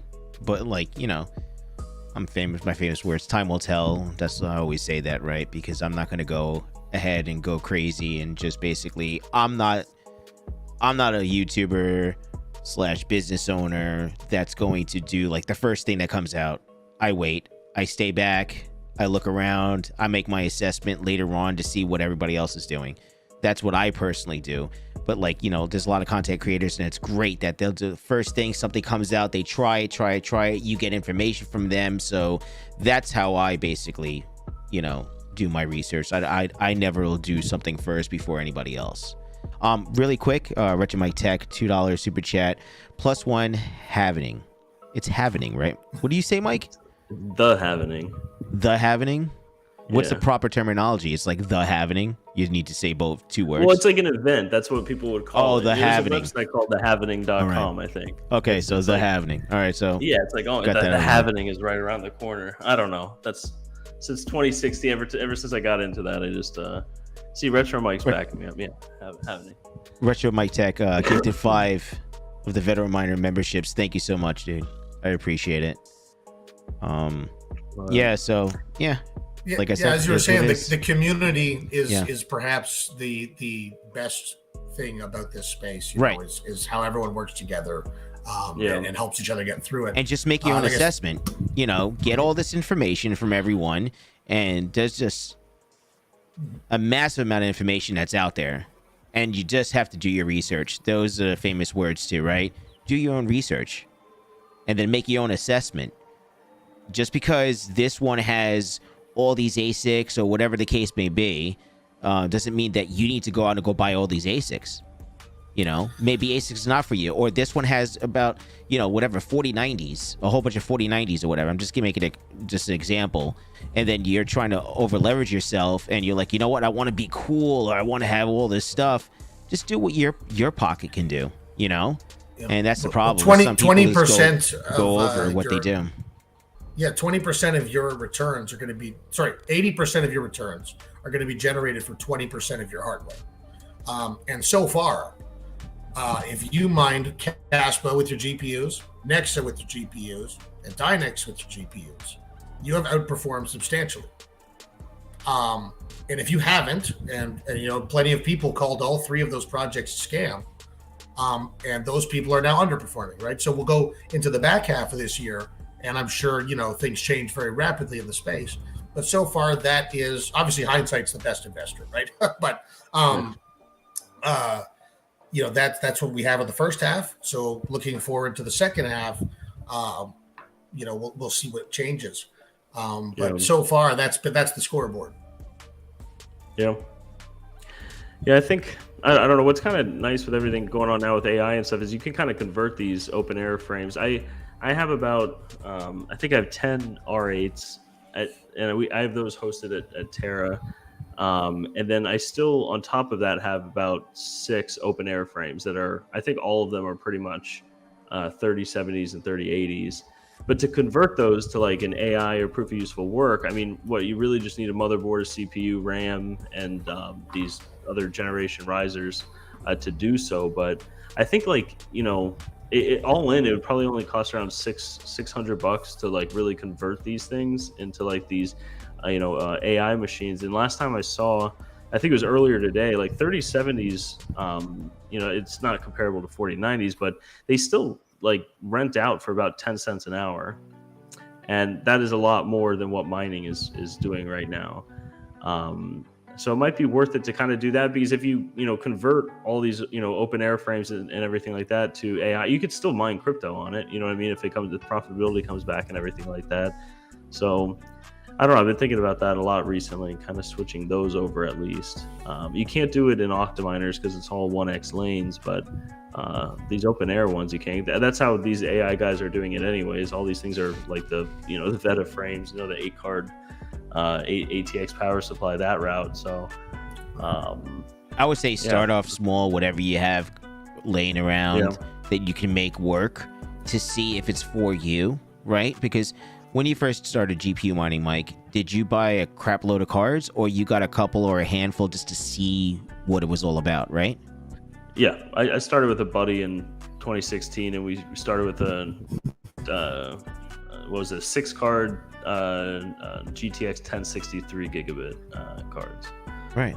We were mining like a quarter Ethereum a day. It was like, we should have just saved everything. But yeah, we started small, Dave. So I think we all start small, honestly. Even the huge YouTubers, right? The big YouTubers that are out there, right? That we all know.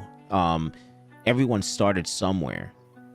It just takes years and years and years to basically build up your home farm, right? Your mining farm. And it's just like, we have a lot of hardware right now that we can utilize to actually put on proof of useful work. Like you said, it's just a matter of, like, for the most part, on the norm, depending if you use regular motherboards, you could start off with having a couple of GPUs, and basically just making sure you have the right amount of RAM on the motherboard, the times 8 slots. You could try that out and see how it goes, right? We got fans all over the place that are cooling. So I mean, it's just like, especially for new miners out there, right? Let's just say you got someone that's new to all of this, and maybe is mining a little bit of stuff right now, right? That's dabbling and learning. They're gonna have to try it out. Unless you're financially, rich. If you're just rich, then basically, I guess you could just go get build a $25,000 rig and see how it works. Yeah. I mean, if you built like that, that's great. Like, that's what Panda said. He said he started with a lot. I was rich already. Don't know who you're talking about. TV. Yeah. I kind of followed Panda like very close. With everything, I saw he had a grow tent in his condo early on, and that's when I got a grow tent. Where I was living at the time. Oh, do what Panda does. Yep, I remember that. Yeah. Yep. I did the whole grow tent setup thing and stuff too. It was what we did pretty early on. After the Ethereum merge was just buy a bunch of motherboards and 5950X CPUs with the cooler and all that stuff, all that shit. Pardon my French. and basically made a bunch of mini computers, right? Just a motherboard with a GPU and a CPU, and now it's mining two different things. And so you have diversification in one little cube of hardware. And if you want to, eventually you could take those GPUs all off. You have a bunch of CPU rigs individualized, and you can put those GPUs back on a rig and go put it somewhere else. And that has still held up as our best decision thus far. It's a very, very diversified approach, and it's very easy. Hive, just boom, boom. Mess around. Yeah, it's it is what it is. When it comes to all this stuff, I mean, like I said, I already have some. I'm working with content creators, right? And I'm working with Flux and getting information through everybody, for me to make something come about, just like you too, right, Mike? You're building something, right? You have something going on for proof of use for work. I think we all do, right? So I don't know. Time will tell. That's it. We should just drink beers every time I say time will tell. Oh my god. That's about it, really. That's all I really got for tonight, honestly. I think I am gonna snag one of those Octo servers, though. I think I could put it in my house, so I'm gonna give it a go. I think, and load it up with some cards and stuff like that. Just because it's 2 slots, I think. I don't remember. I think it's 2 slots for each card. Chili's saying, "Don't buy one." What? Chili, aren't you supposed to be? Yeah, I was like, Chili, you're supposed to be shilling these things. But, oh god, Chili. I want to Chili's load funny. one with the A4000s, kind of what Jeff Key's doing.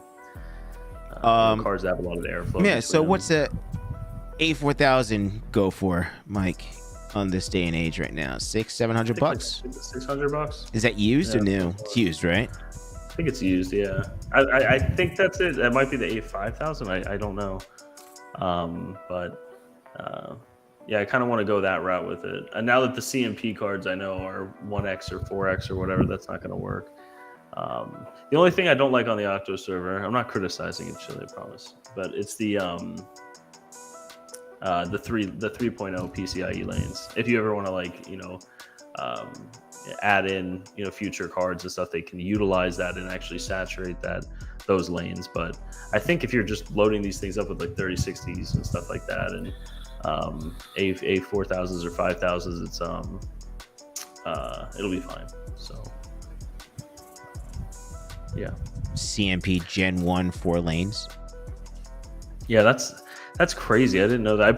I saw Red Vortec. Panda's video, and I bought a couple. I bought 24 of them, I think, to kind of swap out, because they kind of mined very similar to 3070s.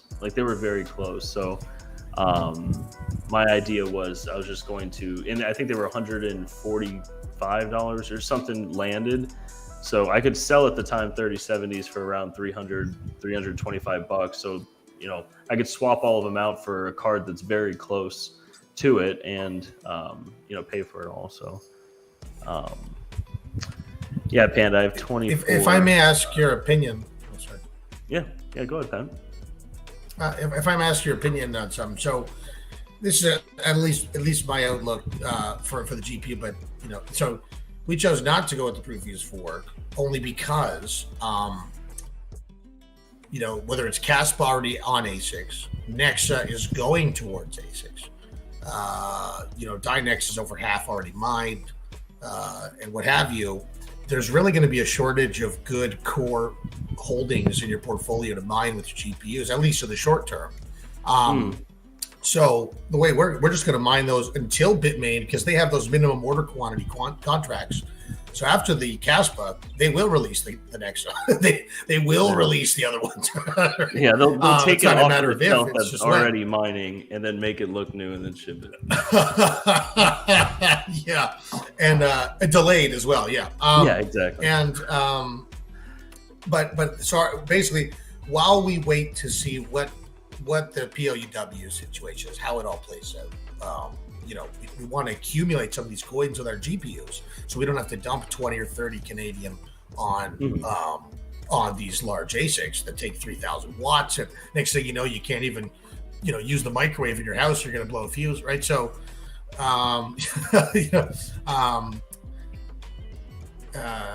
not that that's what happened yesterday. So yes, I use the oven exclusively now. So, that's just our strategy. But I think it's interesting. I think there's something to it. But right now, that's what we're doing. But what do you think of that? Is that should I just jump out the window right now? Is that a horrible strategy, or what do you guys think? You're saying to hold on to the cards, or no, to rather than put them in proof of useful work for the octo miners and what have you, all that stuff. We're just using them to accumulate these coins while we can with using our GPUs. Yeah. But I mean, what do you think my view has always been kind of like do whatever is most profitable. Like if you believe in a project and you want to accumulate that coin, just mine whatever is most profitable and swap it over to that. So if proof of useful work is more profitable than traditional mining, then I would say the same thing applies to that. You know what I mean? Or the same thing would apply to even like traditional AI work. Like if you're on Vast AI or something, and you want to accumulate coins, just mine whatever is most profitable, and then buy it with that. So that's kind of my view on it. But I mean, kind of touching a little bit on what you're saying, it's kind of like, you already have all these octominers and stuff like that mining, why do you want to just take all the cards out of them? You know what I mean? Like make use of what you already have. So we're racing against the time decay, essentially, because we don't have to worry about the electricity. Well, we do, but we defer it, whatever. So we're more fighting against Bitmain, the hourglass, rather than trying to go that route. But I don't know. It's a different strategy. I did see Chili say something about the and I did hear that, Chili. He said that we will be releasing Epic and newer versions with 16x, right, and 4.0. Yeah, I did hear that, Chili. That's kind of why I've been kind of waiting. Once those are available, that's kind of like what I'm more interested in doing. Maybe just putting 4 4090s or something in it, rather than 8 or 10 lower end cards. So just because it's I love Flux. I love the project. I follow it very close. I really do believe in it. But I would feel more comfortable having a machine that can also do other applications. And if it had 4.0 and Epic processors and stuff like that, you would be open to a lot more marketplaces for compute power. You'd be able to jump kind of in between. Like I said to Pat, you can kind of do whatever is most profitable. You know what I mean? If you buy an Octo server, this is just my opinion, but if you bought like a 3.0 server, loaded it with 3060s and specific kind of stuff on 3.0 lanes and everything like that, you might be limited on what you can do. And so it's kind of like, why not kick it a nickel and get a little higher end one with 4.0 and epics and stuff like that. I mean, that's just my 2 cents with it. So he said, I hate to cut you. I do have to run. Thank you so much for having me on tonight, guys. Sorry to thanks for coming on, Pat. Appreciate it. Yeah, I got to do some liquidity pool. We're going to do a liquidity pool for Polygon and Things IX while we wait for the mapper to come in from Europe. Okay, thanks, guys. All right, Pat, have a great one. Thanks so much. Pat. Bye. Thanks. Bye. But the current one, the 3.0 lane, I mean, I think it's going to be great for proof of useful work. But like I said, I don't know. I kind of want a machine that can kind of do all of it and kind of future-proof it. You know what I mean? I think 4.0 is going to last for a long time, and I know higher-end cards will over, not right now, but when the 5000 series comes out or the 6000 series comes out, even the lower-end cards on those are probably going to saturate, 4.0 and stuff like that. So it's just my 2 cents. But I do want one, Chili. When those new models come out, Chili, I'm gonna be hounding you because once 4.0 and an Epic then I'm gonna grab one or two, I think, and put them in my house. I have a 30 amp 240, so I can get, I don't know, depending. I want to maybe get two of them that I can have in my house, but cooling is going to be another thing. So that's always an or issue. I just throw them all at Terra. So that's pretty cool, though. Yeah, I agree too on what you're saying. Yeah, it's all the power's nuts on these things too, man. Yeah. We were talking with one guy, and he's real big into like AI and stuff like that, and right. These servers. I mean, look at it from like let's just use an Octo server as an example, right? Okay. Even loading that thing with like just say 3070s or 3060s or whatever it is. I mean, these are unlocked cards in the sense that you're not really putting power limits on them, so the TDP is really high. So these servers, even a 4U or 5U server, some of these can consume like around 5,000 watts each, like each having their own dedicated 30 amp PDU depending on the cards in there. And so then you start thinking like, okay, what if you have a rack of this stuff? You know what I mean? Like you could fit 10 of these on a rack, and then you have 50,000 watts running on a single rack. It's like, I mean, I know you're not going to probably do that. You'll space them out and stuff, but it's just when you're thinking about it power wise, crazy. It's like, it's crazy. It's a lot of power. It is. And in all that power, heat needs to dissipate somewhere. Where's it going to go? Yeah. Zub Pirate, GPURisers are 8x PCIe lane GPURisers in the works or due to high cost, this is not financially viable at the moment. I was touching on that a little bit earlier. The Mining King asked me the same question. I want to say they're in the works. Like I could, like right now I could pull the trigger on it and I could do it. It's there, but they are just very expensive. Like it's one of those things that it's expensive for me looking at it from just buying in bulk and everything like that, and having them custom made and everything, and also with it it's complicated. But I think right now the actual 5.0 PCIe, how these have to be done is that some products have to come from one country and some products have to go to another country. They have to be put together and then they have to be shipped here. So it's kind of complicated. But yeah, they are very costly. Those risers, I think right now they sell for probably around $120 each. That's like cost, so you obviously have to apply a markup and everything like that. So it's costly. And I mentioned this earlier. It's not so bad, and that was kind of the marketing thing with when I started GPURisers, the 1X risers, because my risers cost was very high. The cost of goods for the GPURisers, the 8 capacitor and even the 4 capacitor when I first started it, they were high because we went with manufacturers that were in good places, and it was always difficult to kind of sell that during bear markets where it's like everyone's trying to pinch pennies and everything like that. But why not spend an extra $2 or $3 on a riser, or $4 or $5, whatever it may be, whatever variation you get, when you're putting $1,000 graphics card on it? You know what I mean? Like it makes sense then.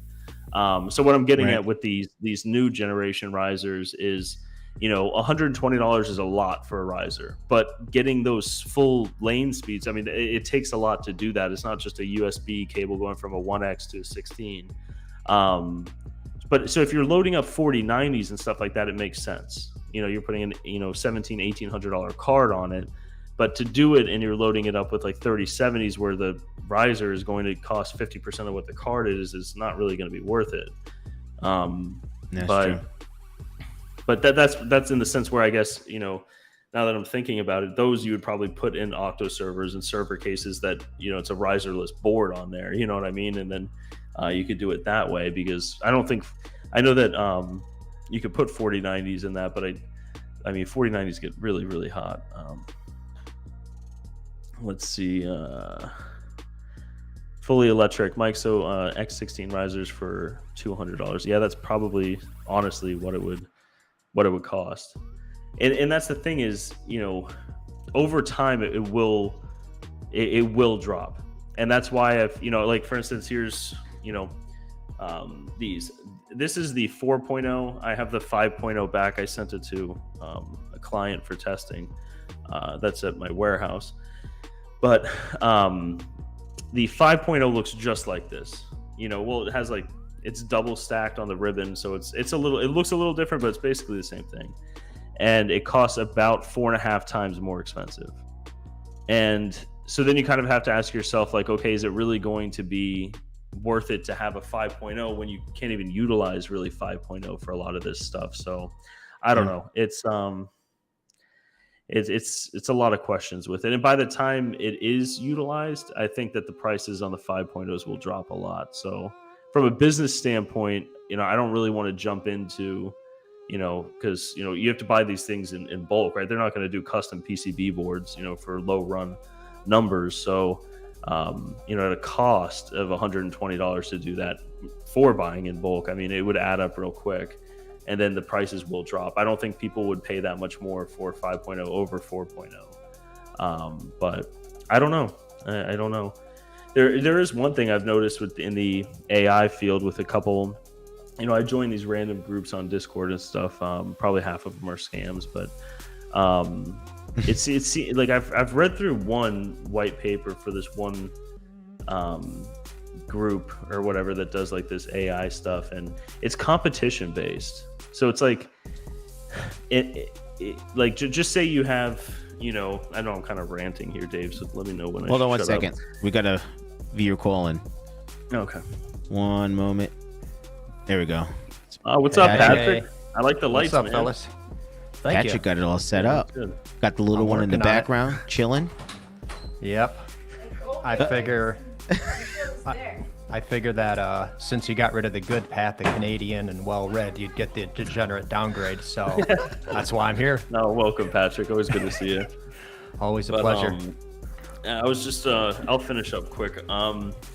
I read the white paper on it and how that works. And for example, just say you have two 4090 rigs next to each other, right? And then one of those 4090 rigs has like an NVMe drive that's a little bit faster on it.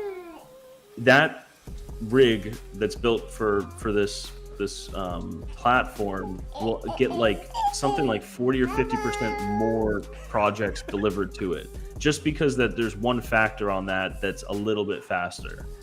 And so it's not, the rig overall might be just 1% better, but it will get allocated a whole lot more jobs because it ranks higher. Like it's, like I said, competition based almost. Right. So in those scenarios, when, just say you are oversaturating a 4.0 lane, then you would want to pay that extra for the 5.0, even if it might just speed it up, 5%. You know what I mean? A small amount you might want it, but those are very few and far between projects. So that was just one thing I noticed with this. It's great. Oh, but Chili did put the specs here. Put specs Chili. in the 6 GPU, an Epic PCIe 4, 16X, 10 gig LAN, rough specs. Yeah, I mean that's great. So, are there any video cards that are PCIe 5 yet? No, I don't think so. I don't believe so. I think there might be one data center card, but I don't think so. So I wonder if just working with the 4.0s in a more usable configuration is probably the way to go for us. Yeah, because I remember we spoke before about the risers a little bit, on and offline, and it's like there's some NVMe cards, some RAID cards, a couple little special use case things that are running 5.0, but they're still not pulling all 16 PCIe lanes.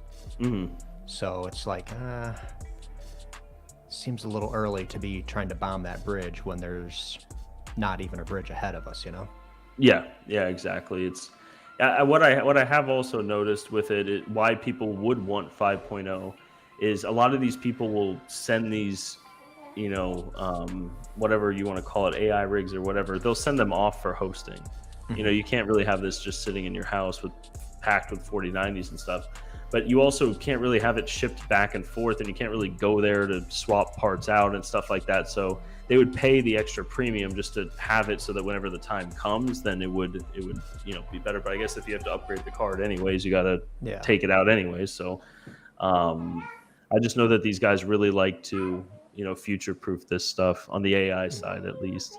And I think that's where everything is kind of going. Is going to be a merger between all these blockchain projects and AI, because we have all the compute power here. Right. The infrastructure is already there. Chili said, we will also be introducing a new way for customers to build their own server cases. It will be a bare bone config, then you can select what parts you want. That's perfect, Chili. I mean, Chili, I don't know if you could share it, but is there like a time frame on when you think the 4.0 might come out? And then Fully Electric said 4.0 PCIe is 8 gigs, 5 is 16. Also, PCIe 5 device with 32 lanes has 120. Yeah. And you can also split it and have more lanes, right? I think I remember talking to someone about that. Yeah, have 4.0 speed, at 8x 5.0. But at that point, when you're paying for bifurcation cards, additional risers, you're having to make sure you have hardware, software support for that to work as well. So you end up introducing so many more variables into it, where financially it might just make more sense just to start building a second rig at that point. Yeah. Hello. You found my monitor. Yeah, Thank you. I agree. That'd be pretty cool. Chili said probably within the next 2 months or so. All right, I'll be on the lookout, Chili. We're all waiting to get more information. That's what it really amounts to. So if you happen to build it sooner, just message me on Discord. Yeah, this is the time to start building up for a lot of good, projects. And, kind of the future of, I guess, whatever it is that we're in right now, because it's like we've been renting out our hardware, GPUs, processors, basically for somebody else's ledger, because that's the whole, I guess, crypto 1.0. And kind of the direction, as I've been hammering on for months, and I'm sure everyone's been saying the same thing, is going to be like, okay, so now we got the resources to sell differently, than we were before. Because now it's going to be more about the number crunching that compute can provide, rather than just how can you do some hashes and bit shifts faster than the next guy. Yeah. Oh, Patrick, what do you got going on? I think, you got some interesting stuff going on in the background, right? Oh, just back here? No. Oh, that background, yeah. Yeah, behind the scenes. So, some pretty cool stuff that I want to get finalized with a couple of people first before I get too much into it. Okay. So it is going to be something pretty relevant and pretty cool. Stay tuned. Yeah, and it's not like I'm trying to be. Wow, thank you very much. Oh, I have a sticker.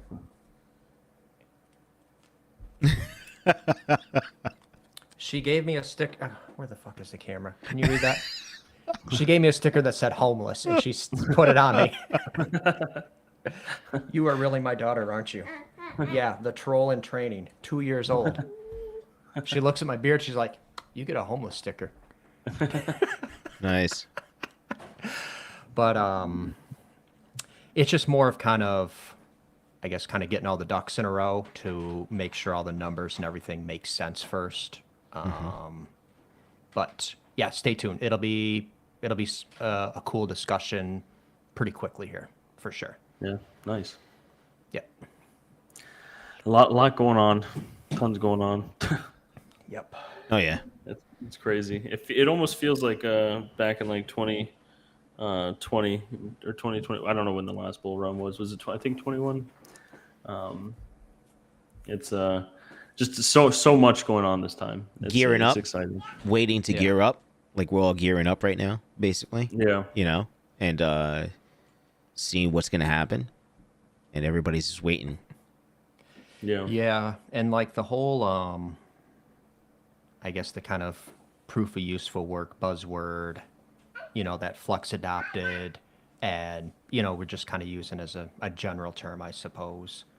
So I guess the way I'm kind of future proofing or building out is I'm looking at it more like I need to have a workstation server that's basically a GPU server. That's its entire purpose is to be able to maximize whatever their capability is. And I'm being very agnostic about what project it may or may not go for. So then that way it's either a learning tool for like large language models or deep learning or something like that, or it's just something I stick on a project and let it hash out somebody else's work and make a couple bucks for it. Wow, you are so helpful. Yeah. You know that? You are the most helpful. Yes, I know. I'm so That's kind of what I was Thank saying a little earlier, was building these things out for kind of anything, you know. Being prepared making for sure it has anything. all the resources for it. So Yeah, kind of not foolproof, but being prepared for the future, basically, is as prepared as you can be anyway. Basically, Yeah. not be limited, I guess. Yeah, and that's kind of Plus like what money, fully though. electric is going on about right there, is like, you know, not wanting to build out because it's like, how much money are you going to spend to build out to something that may or may not come to fruition?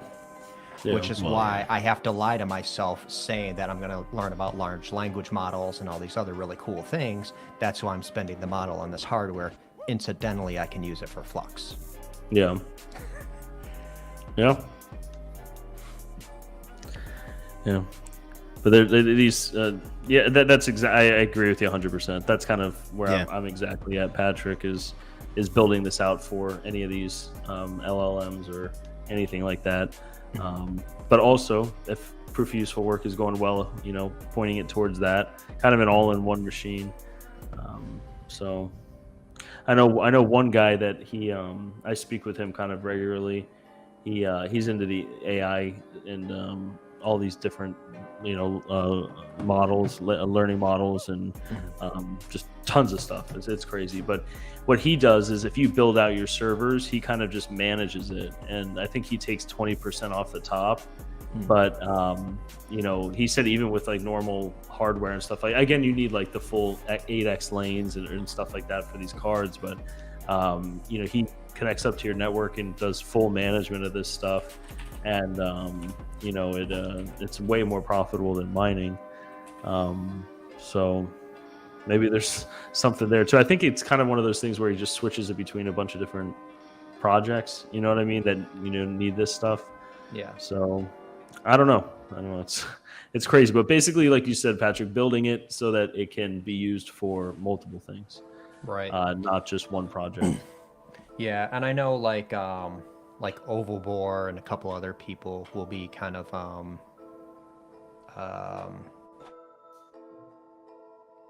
Oh.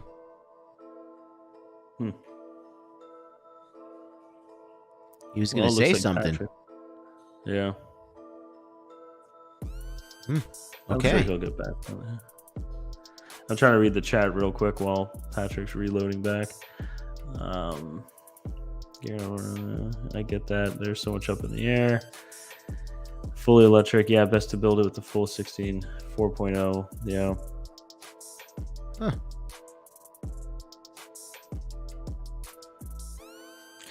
Well, I think once we Overboard release those text models, stopped things will before pick the up again. sauce could get out further. Yeah, Panda. Chili. Like I said, I talk with a lot of these AI guys because it's super interesting to me. Just all these different things going on in the world right now, and a you lot do of too these guys much. are waiting for a 4.0 16x lane. There's definitely a lot of buyers out there for that, Chili. That's why they're not buying because I asked them, I'm like, what do you think about the specs with this? Will this work with, you know, the stuff that you guys do? And they said no, because the limitations. I think it was the CPU on it, and it couldn't fit the cards too, they said, and then the 3.0 lane. So there's a big market for it, Chili, really big, with these AI guys. What are you laughing about, Dave? No, I was just reading funny, dude. I was just reading the chat of like what Panda said. Overboard, and then Overboard Tech stopped it before because he knew too much. I think the little one, because he was like talking, and then the little one's right there. Maybe pulled on the cord or something, possibly. Oh yeah. So it's just funny though. it was like he was about to say something, and it's just like, you know, when Patrick talks, you want to listen, and he was gonna say something, and it was just like perfect timing that just went off. I was like, what? It's like cliffhanger. Chili said, I think we can maybe quote them if you want to. Yeah, actually, Chili, I was gonna message you. I told the guy I was gonna put him in contact with you. Actually, he also said something that was interesting. That would be, I think, really be a good product. And it's not really something you guys would have to change, but you know, a lot of these AI machines, I mean, a lot of these AI machines are not going to be able to be put into servers because they're utilizing 4090s that are like 4-slot cards. I mean, it's just, there's a lot that's that aren't going to be able to do servers. There's a lot that are, a lot that aren't. But he did mention, which I think is a really, really good idea, is basically just taking out that the power unit, supply board, everything from like an R8, you know, the 4 power supplies, having 3000 watts of server PSUs and just having it there, like almost like instead of having an ATX power supply on these open air frames, you just have the power unit from these Octominers. Like, you know, just selling that as like a power supply, because you don't really need sorry, it's already 11 o'clock. I'm tired, but you don't really need like load balancing. That's what it is. You don't need load balancing on it, but you need the redundancies of it. So having these things instead of traditional ATX power supplies, because that's what a lot of these guys do, is they have these, you know, open air rigs with 4090s on it and epics and all this stuff, and they just have like a shit ton of, you know, 1600 watt EVGA power supplies on them, at least from what I've seen. So I know that there would also be a really big market for that, Chili. It's you know, I would buy that product too. You know, that's something that I thought about, but building these open air frames, I'm like, how am I going to really power this? I don't want to daisy chain a bunch of power supplies together and then everything like that. So I think that would be really good if you guys could just sell that nice unit from them. So Patrick was saying something. Patrick, you were saying something? Oh, hi. I didn't realize I was back in. Holy crap. How are you doing? Yeah, no. So if your computer case has a red button on it, it's really shiny. I knew it. Away from it. Hi. Oh, are you guilty? That's funny. Yeah, you're guilty, baby. So, I guess as I was trying to get in and over there. So Over Vortec. That's what right. I'm saying. So like he and a couple other people were saying that like, well, the lane speed doesn't really matter a lot, right? Because like when we keep saying like PCIe 3 8x, just look at it more as like 8 gigatransfer. So that's going to be the actual speed of the lane, whereas like PCIe 4 4 lane, that's also 8 gigatransfer. So each generation it doubles the bandwidth.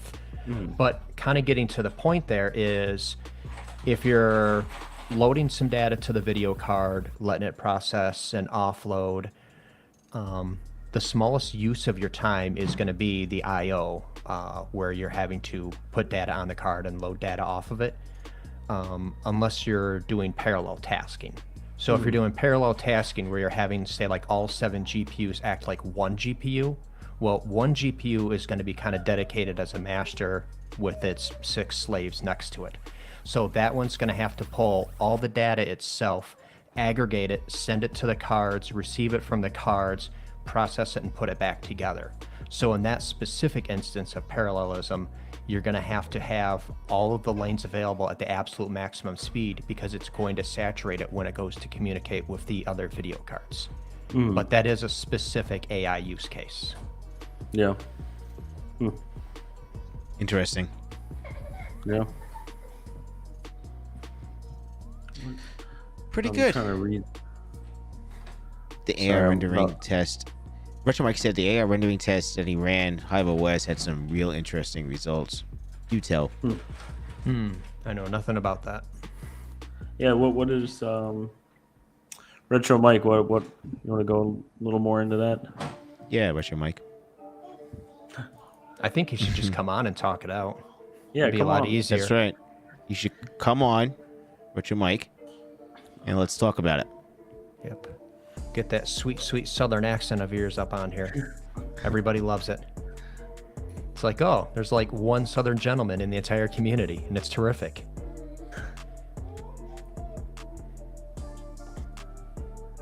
Come on, Mike. I'm calling you out. We're waiting. I don't know what's going on. He's not typing. It's so late. Okay. Yeah, yeah. Well, we're going to get Whatever. off. You get on. You explain this to us, and then we'll get off afterwards. There you go. There we go. Right? Because Mike is definitely turning into a pumpkin. I could see it right now.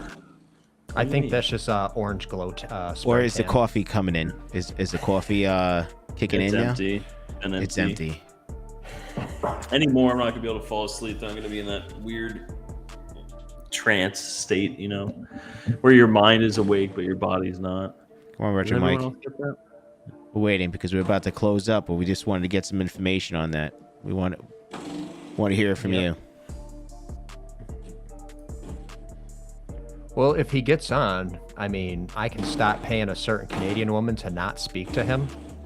So maybe, you know, she'll respond 3 to at minutes. least one of his emails. It's getting on. This will be perfect. 3 minutes. I need to make those things. I have this whole audio thing, and perfect would have been good right there. Oh, okay. Well, what else is going on, Patrick? What else you got going on? What other plans? Apparently I don't have lights anymore. Did you find the light Nice. switch, baby? This is awesome. This is what happens when you get online to troll people. Your 2-year-old does it too, and you're like, well, what can I do? She gave you a homeless sticker. She's Which was pretty funny. Jeez, that's awesome. Oh man. No, it's just getting kind of life organized. Right. I've got a lot of content shot, so to get my channel going here, it just excuse me, I don't have much of it edited and put together yet, so I'm this much closer to being one of the cool kids. So All right, here we go. who knows? Add to Maybe stream. next year. All right, guys. Add to stream. What's going What's up, on, Retro Retro Mike? Mike? What's up? What's wrong with your camera? Wow. Look at that white circle Just around camera. that Yeah, white sorry, head. you're not getting any video tonight. I'm on video tonight. Yeah. How do we know it's You're not you? getting video tonight. You can get you'll get a face to face at Mining Disrupt. It's as I good think, as it gets. I think this is the Dynex dude. And We instead got of him the on Arnold the- Schwarzenegger voice impersonator. He Yeah, switched it. that's me. We got Retro Mike on. That's it. That's all that matters. Fill us in, Retro Mike. No, so I installed what is it? Stable Diffusion, which is a rendering UI utility. It's one of the most popular ones that you can run. It's fully open source.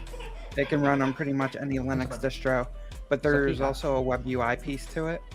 So I ran that on a Hive OS rig. So my Hive OS rigs that I've been building are in like mini cube chassis. So they're micro ATX, and the cards are direct on the motherboards. So there's no risers or anything like that. And I was Okay. running two 3070 turbos in them, and I ran through some rendering on the AI modeling. One of the key things that came out of it is it only supports one GPU at a time. Oh wow. So whenever you're doing rendering, and it's not a limit of Stable Diffusion, it's a limit of PyTorch, which is the Python library that all AI rendering uses. So you can run multiple instances, but you can only you would basically have to run an instance per GPU. So if you think about like running, one of these Octa server cases with 10 GPUs in it, you could have 10 jobs running, but you're not ever going to have like that one. When we just talk about AI rendering, compute's different. But for the AI rendering, it's only ever going to use one GPU at a time per instance. So in AI rendering, are you speaking of like transformers Wow. specifically, or? Yeah, I mean, it's the full. What I ran through was the full Stable Diffusion library, which does tons of stuff. So Stable Diffusion 1.5 is what I was using, and if you go to, shoot, what is the site? I forget what the exact site is, but I mean, it's a quick deploy. You can. I did a video on it. You can deploy it on any Linux distro. I did on HiveOS. And then you can just run through. You could basically run your own tests, and that's what I did. Like my latest phone mining video, that thumbnail, I created using HiveOS. So I used the AI to create that thumbnail. That's so cool. That is really cool. But your mic's so smart, man.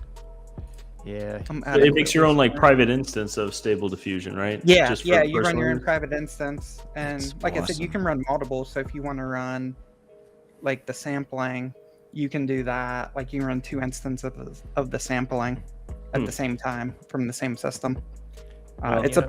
I mean, it's Sick. pretty easy to set up. It only took a couple minutes. And then what's interesting is like when you model it, if you do like a square image, I could never get like the same style image to replicate in a widescreen format. So I would do like a 512 by 512 pixel because it renders a lot faster.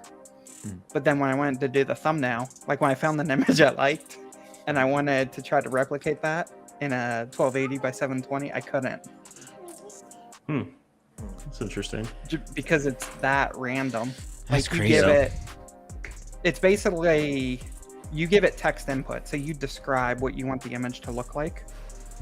And then you hit render and it goes out and it builds it off of the text you input. And you can do different things. You can say like cartoon style or professional style, and it will adapt that image to Or, like various realistic and things. stuff like that. Wow. So Let me. That's intriguing. I think Yeah, I have your another, video up now. I'm gonna watch it after this. Yeah, put the It's link pretty in the chat, Retro Mike. Or I could throw it in Well, there. Mike, put it in there. and another aspect I Yeah, don't I'm think trying to people pull- are Yeah, I'm trying to pull it up. really considering here is like, what about like all the kids in the third world countries that are charging $5 or $10 to make an image for you, right? So it's like they're going to start losing their income because, you know, just some AI generated whatever is good enough and it gets the job done. Yeah. So it's like you look over in India, right? And it's like they basically got like 3 classes of IT people. They got the people that are really good, they leave the country and, you know, work elsewhere. You got the people that are pretty decent and, you know, they're the ones doing Fiverr and all this other stuff. And then you got all the other assholes that are working in the scam call centers. So you're going to take the people who actually have talent making $5 or $10 here or there, and they're like, well, I can't go abroad. So now they're going to start double staffing all the scam call centers because what else are they going to do? Their income stream has been taken away. Yeah. That's a good point. Yeah. I guess they just got to start using these. You know what I mean? That's the only way to really combat it. You know what I mean? That's just like, You can't beat him, join I him. don't know. That's really And there cool. is I'm a gonna- site you can go to. Dave, I don't know if you want to share, and I can send you the site. This is pretty neat. So if Yeah, you go share to, yours. Just I guess can put just it up. I can just send you the link if you want. Okay.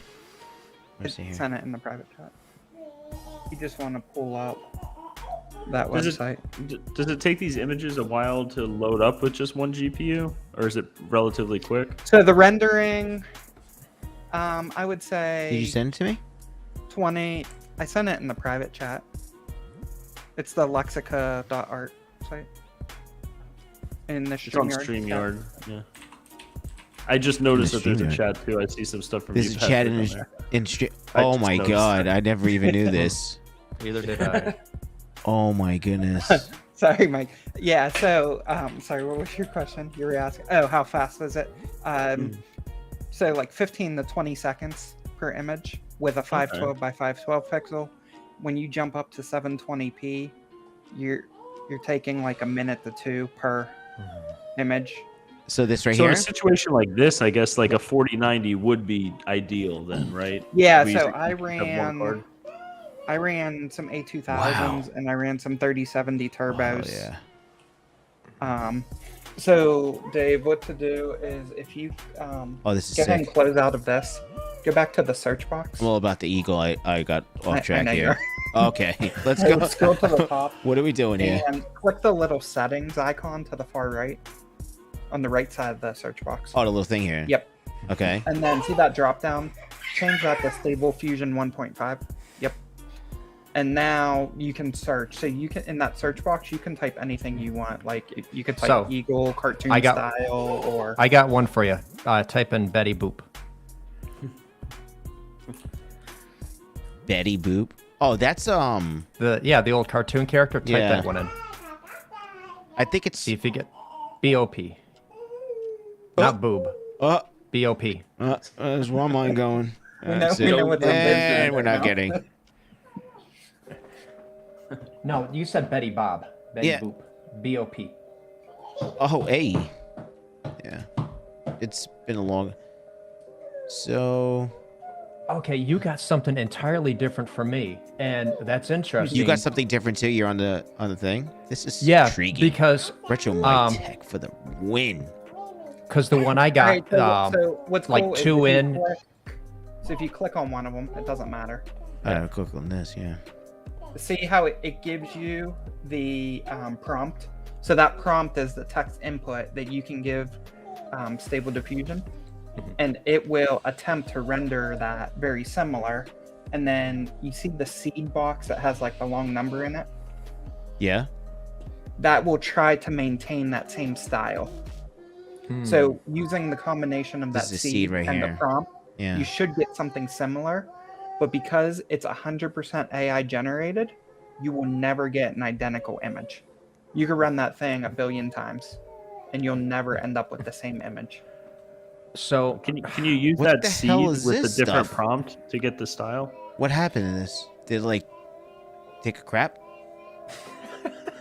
What's going on over here? Why is she That's sitting? called like a- one click away that's- from What are you getting doing, banned on YouTube. I That's didn't called a- say this guy. that's called a fetish, sir. What the eagle? Oh man, yeah, that's interesting because Jesus. Patrick like guy. when I, well, you know, so when I did my search for mine, and I got a screenshot of it here, second in one and second one down, it had like anime cat ears and it had KKK written on the front of it. So I was hoping you'd pull up on the same one. What the? And typically you don't want to do the text ones because the text will never be English. Do they Oh, have ones geez. like this for? I know that they have videos that have been rendered. Are there like any popular video See, ones this out stuff yet?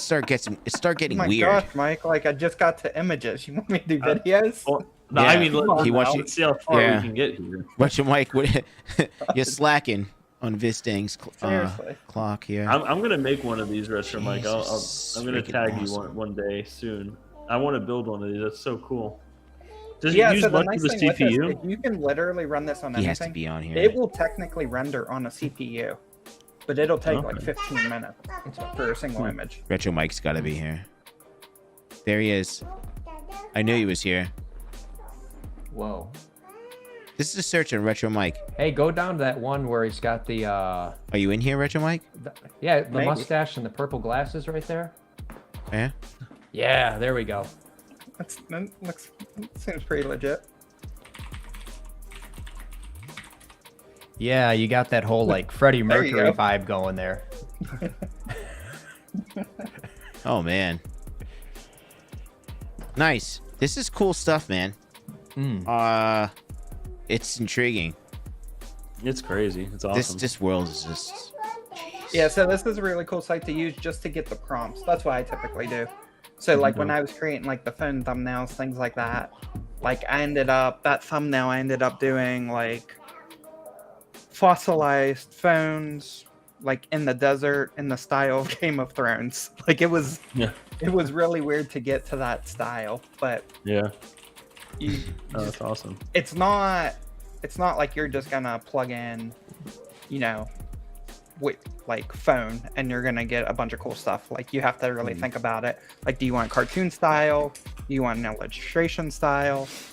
Like you plug in those styles. There you go. Here we go. Like I did. There was I was trying to find one of a pigeon killing a panda. It was I spent way too long on that one. It's just gonna get out of control. I could just So- say this now. Do not type in Asian Super Mario on steroids. It will get the stream banned. Oh man. And it's as a homo exotic as you'd like to picture it. We're going off the deep end. Yeah. I mean, it has been a long time. I mean, yeah. This is Oh sick. my god, dude.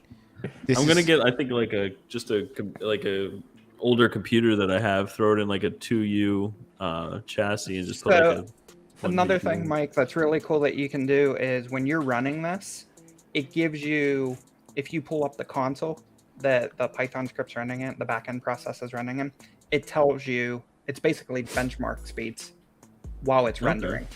So you can compare the speed between all your cards. Oh, that's interesting. Now, this only covers AI rendering, right? Just like the Dynex video I did is only covering solvers, right? Like each of these is gonna perform differently on cards, but this will Gotcha. give you kind of a preliminary benchmark on the AI rendering side Oh, okay, that's pretty cool. It kind of because it is using the industry standard Python library. Like unless Flux created something from the ground up, I don't know why they would do that, but possible that they could have. But assuming they didn't do that, then these results should be pretty accurate for the AI rendering side. Nice. This is sick.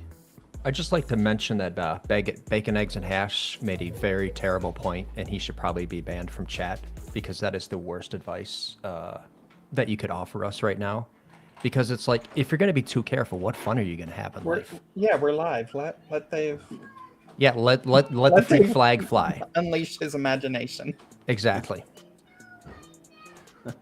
What? And by imagination, it's like, he's not imagining it. He's living it. He's just trying to hide it. All right, I gotta take. This is I'm not even paying attention anymore. I'll be honest with you guys. So the this is- important thing is when you go to the site, it defaults to the Lexica model. You need to Right. change it to the Stable Diffusion model. Right That's here, the what we most did important here. thing. Yeah, Because if you okay. switch it back to Lexica, you'll get some really cool images, but none of those will work in the Stable Diffusion. Because it's a Gotcha. different modeling library. So is this? These were made by people and then just uploaded, right? Or is it? Yeah, it's basically people go in and they just fill in that prompt, and then it generates It's pretty it. cool. Yeah. Well, yeah, this stuff is just so awesome. I'm gonna go on a rabbit hole with this retro mic.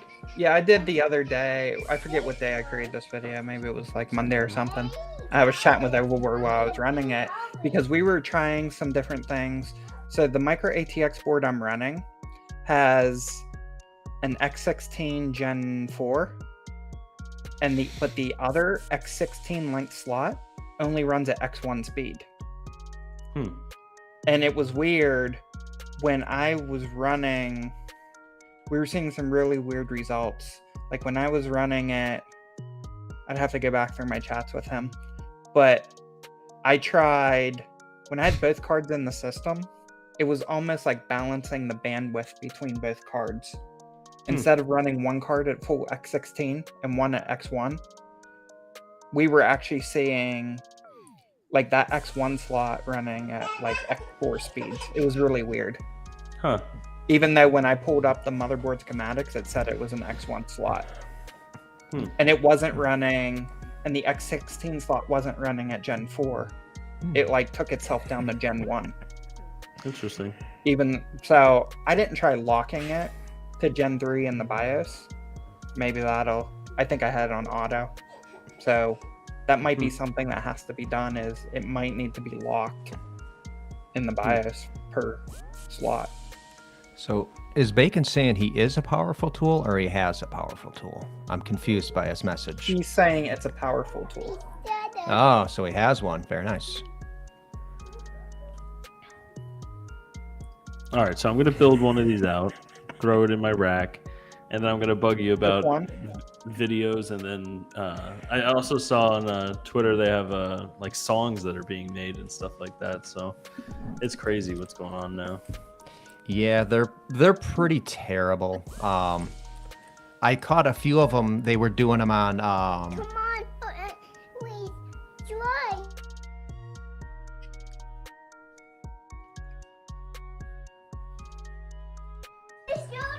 I'm totally professional here.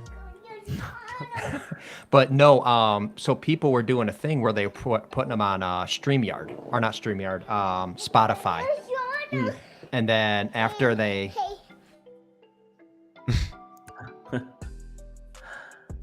All right, now he's more secure. But yeah, so they were putting them on Spotify, and then after that, they would set up bots to watch all of their, or keep listening to all the music they produced. And they just kept doing it like over and over and over like that. So they found a way to game the system on Spotify and made a bunch of money over a couple days. And then they started like, okay, all the AI generated music, if we find it, we're getting rid of it. Yeah, well. All right, I'm getting Dave's going through a rabbit hole here. Oh, dude, it's getting bad. Okay, so. Are you looking up wires? Yeah, I'm looking up wires. All right. Anyway, thank you, Retro Mike. I really appreciate it. That's awesome. We've been going for a long time. This is like the longest stream we've had ever. Yeah. We got to bring it back in. Basically, I appreciate everybody. I think we're gonna call it a night. Mike, I think you just like woke up like past 20 minutes, I think. Yeah, now I'm gonna be up till 4 Now o'clock. you're gonna be up. You just had to like confusion and sending Retro Mike messages on Discord. Yeah. But all right. So basically, that's everything I have for tonight. What about you Some guys? of us have real jobs. Damn. I have to. I have to wake up early in the morning, and if I don't get these wires out to King, he's gonna be mad. Don't want to upset the king. No. So Mike, just watch the video, and you'll be good. Okay. Like it literally has everything in there. Now that video has like a lot of prerequisites that were specific to Hive OS. So some of those, it's actually a lot easier if you just have like a native Ubuntu instance. But Okay. if you want to run that thing in Hive OS, you can literally follow those steps. Okay. It's probably like 30 seconds to set up. The initial compile will probably take like 15 to 20 minutes of the actual Python library. But once you get past that, it's smooth sailing. Okay, cool. I'd recommend running it with only one card in the system. Okay. Or there's a parameter you can set to tell it which card to run. By default, I think it's just going to run on the first card. Okay. Yeah, I'll probably just throw like a I think I have a 3070 Ti laying around at my warehouse that I was gonna just box up, so I'll probably throw that in there and see how it goes. That's awesome though. I'm excited now. Awesome. Yeah, lots of exciting stuff ahead. I mean, it's gonna be whatever it is we're jumping into, it's not gonna be like any iterations of anything we've really had before. Yeah. So it's one of those things where it's like, get prepped as much as we can right now, so that way we can hit the ground running for whatever gains or interest or kind of whatever's coming at us. But yeah, it's going to be interesting for sure. Yeah, it will be. Just trying to learn as much as I can, through it. So this is super helpful. Retro Mike. So I'll that's why I kind of got into the server side of stuff. I was like, these nodes and everything like that. Like I wanted to learn it, so kind of jump in and beat your head against the wall for a couple days and figure it out. So and the other thing I didn't mention is this Python library does work with AMD. It's not just CUDA. So nice. Some people had some problems getting Intel to work on it. I don't know if I haven't tried on my Intel ARCs, but that's interesting. It definitely does work on AMD and NVIDIA. Yeah. Okay, perfect. Nice. That's good to know. So I guess AMDs are not going to be entirely useless going forward. It depends what Flux's implementation is, right? Like they might, in their benchmarking process, they may only be pulling in CUDA devices. Yeah, I The mean, library itself supports it. Whether Yeah. they choose to adopt that day one or not is a different question. yeah, because Yeah. most packages and most products that are actually used, they're all CUDA. Yep. So that's the sad reality of it. Yeah. Nice. But- Well, that's all I got for everybody tonight. I appreciate Yeah. everybody joining us. This is a good long stream. Yeah. Thank you, Retro Mike, for all that information. We could be here for hours. I would just be like, I'd probably just forget that I was actually live and start looking at all this stuff. So, Man, that's a stream all of its own. yeah, I seriously. definitely didn't do this while I was working during the day. Of course not, because you have a real job, Mr. Fancy. I go to somebody and get a paycheck. I get a W-2 at the end of the year. I'm a real employee. I didn't say I actually do work. Said I have a real job. Yeah. There's a Nice. difference.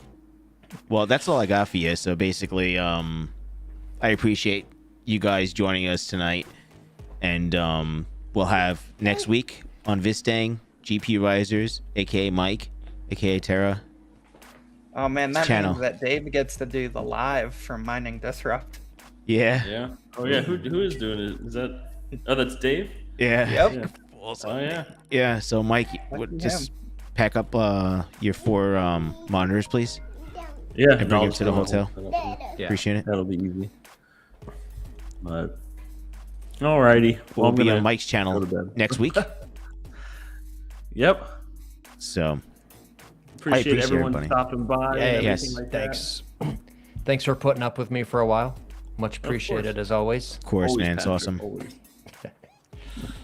I But, do like the lights in there. That's cool. What are they? Is it like a just like the is it the one with the switch kind of like Dave has? It's the one that's got like a little white remote, Nice. so that way I can try to trigger epilepsy. Perfect. Yeah. Jeez. We should all That's do the that. goal, We should all really. get lights like that and just have it going off. Yeah. It wouldn't be distracting at all. Yeah, I need to get something like that in here Oh my soon. goodness. Soon. It's on the list, but All right, so we're gonna close everything up. I appreciate everybody for joining us tonight, and we'll see you on Mike's channel next week, next Wired Wednesdays, and we'll see you then. Thanks a lot, All right, guys. take it easy, I Appreciate guys. everybody. it. Thanks, Bye. chat. Thanks, fellas, for hosting. See you later. As always. yeah, thank you.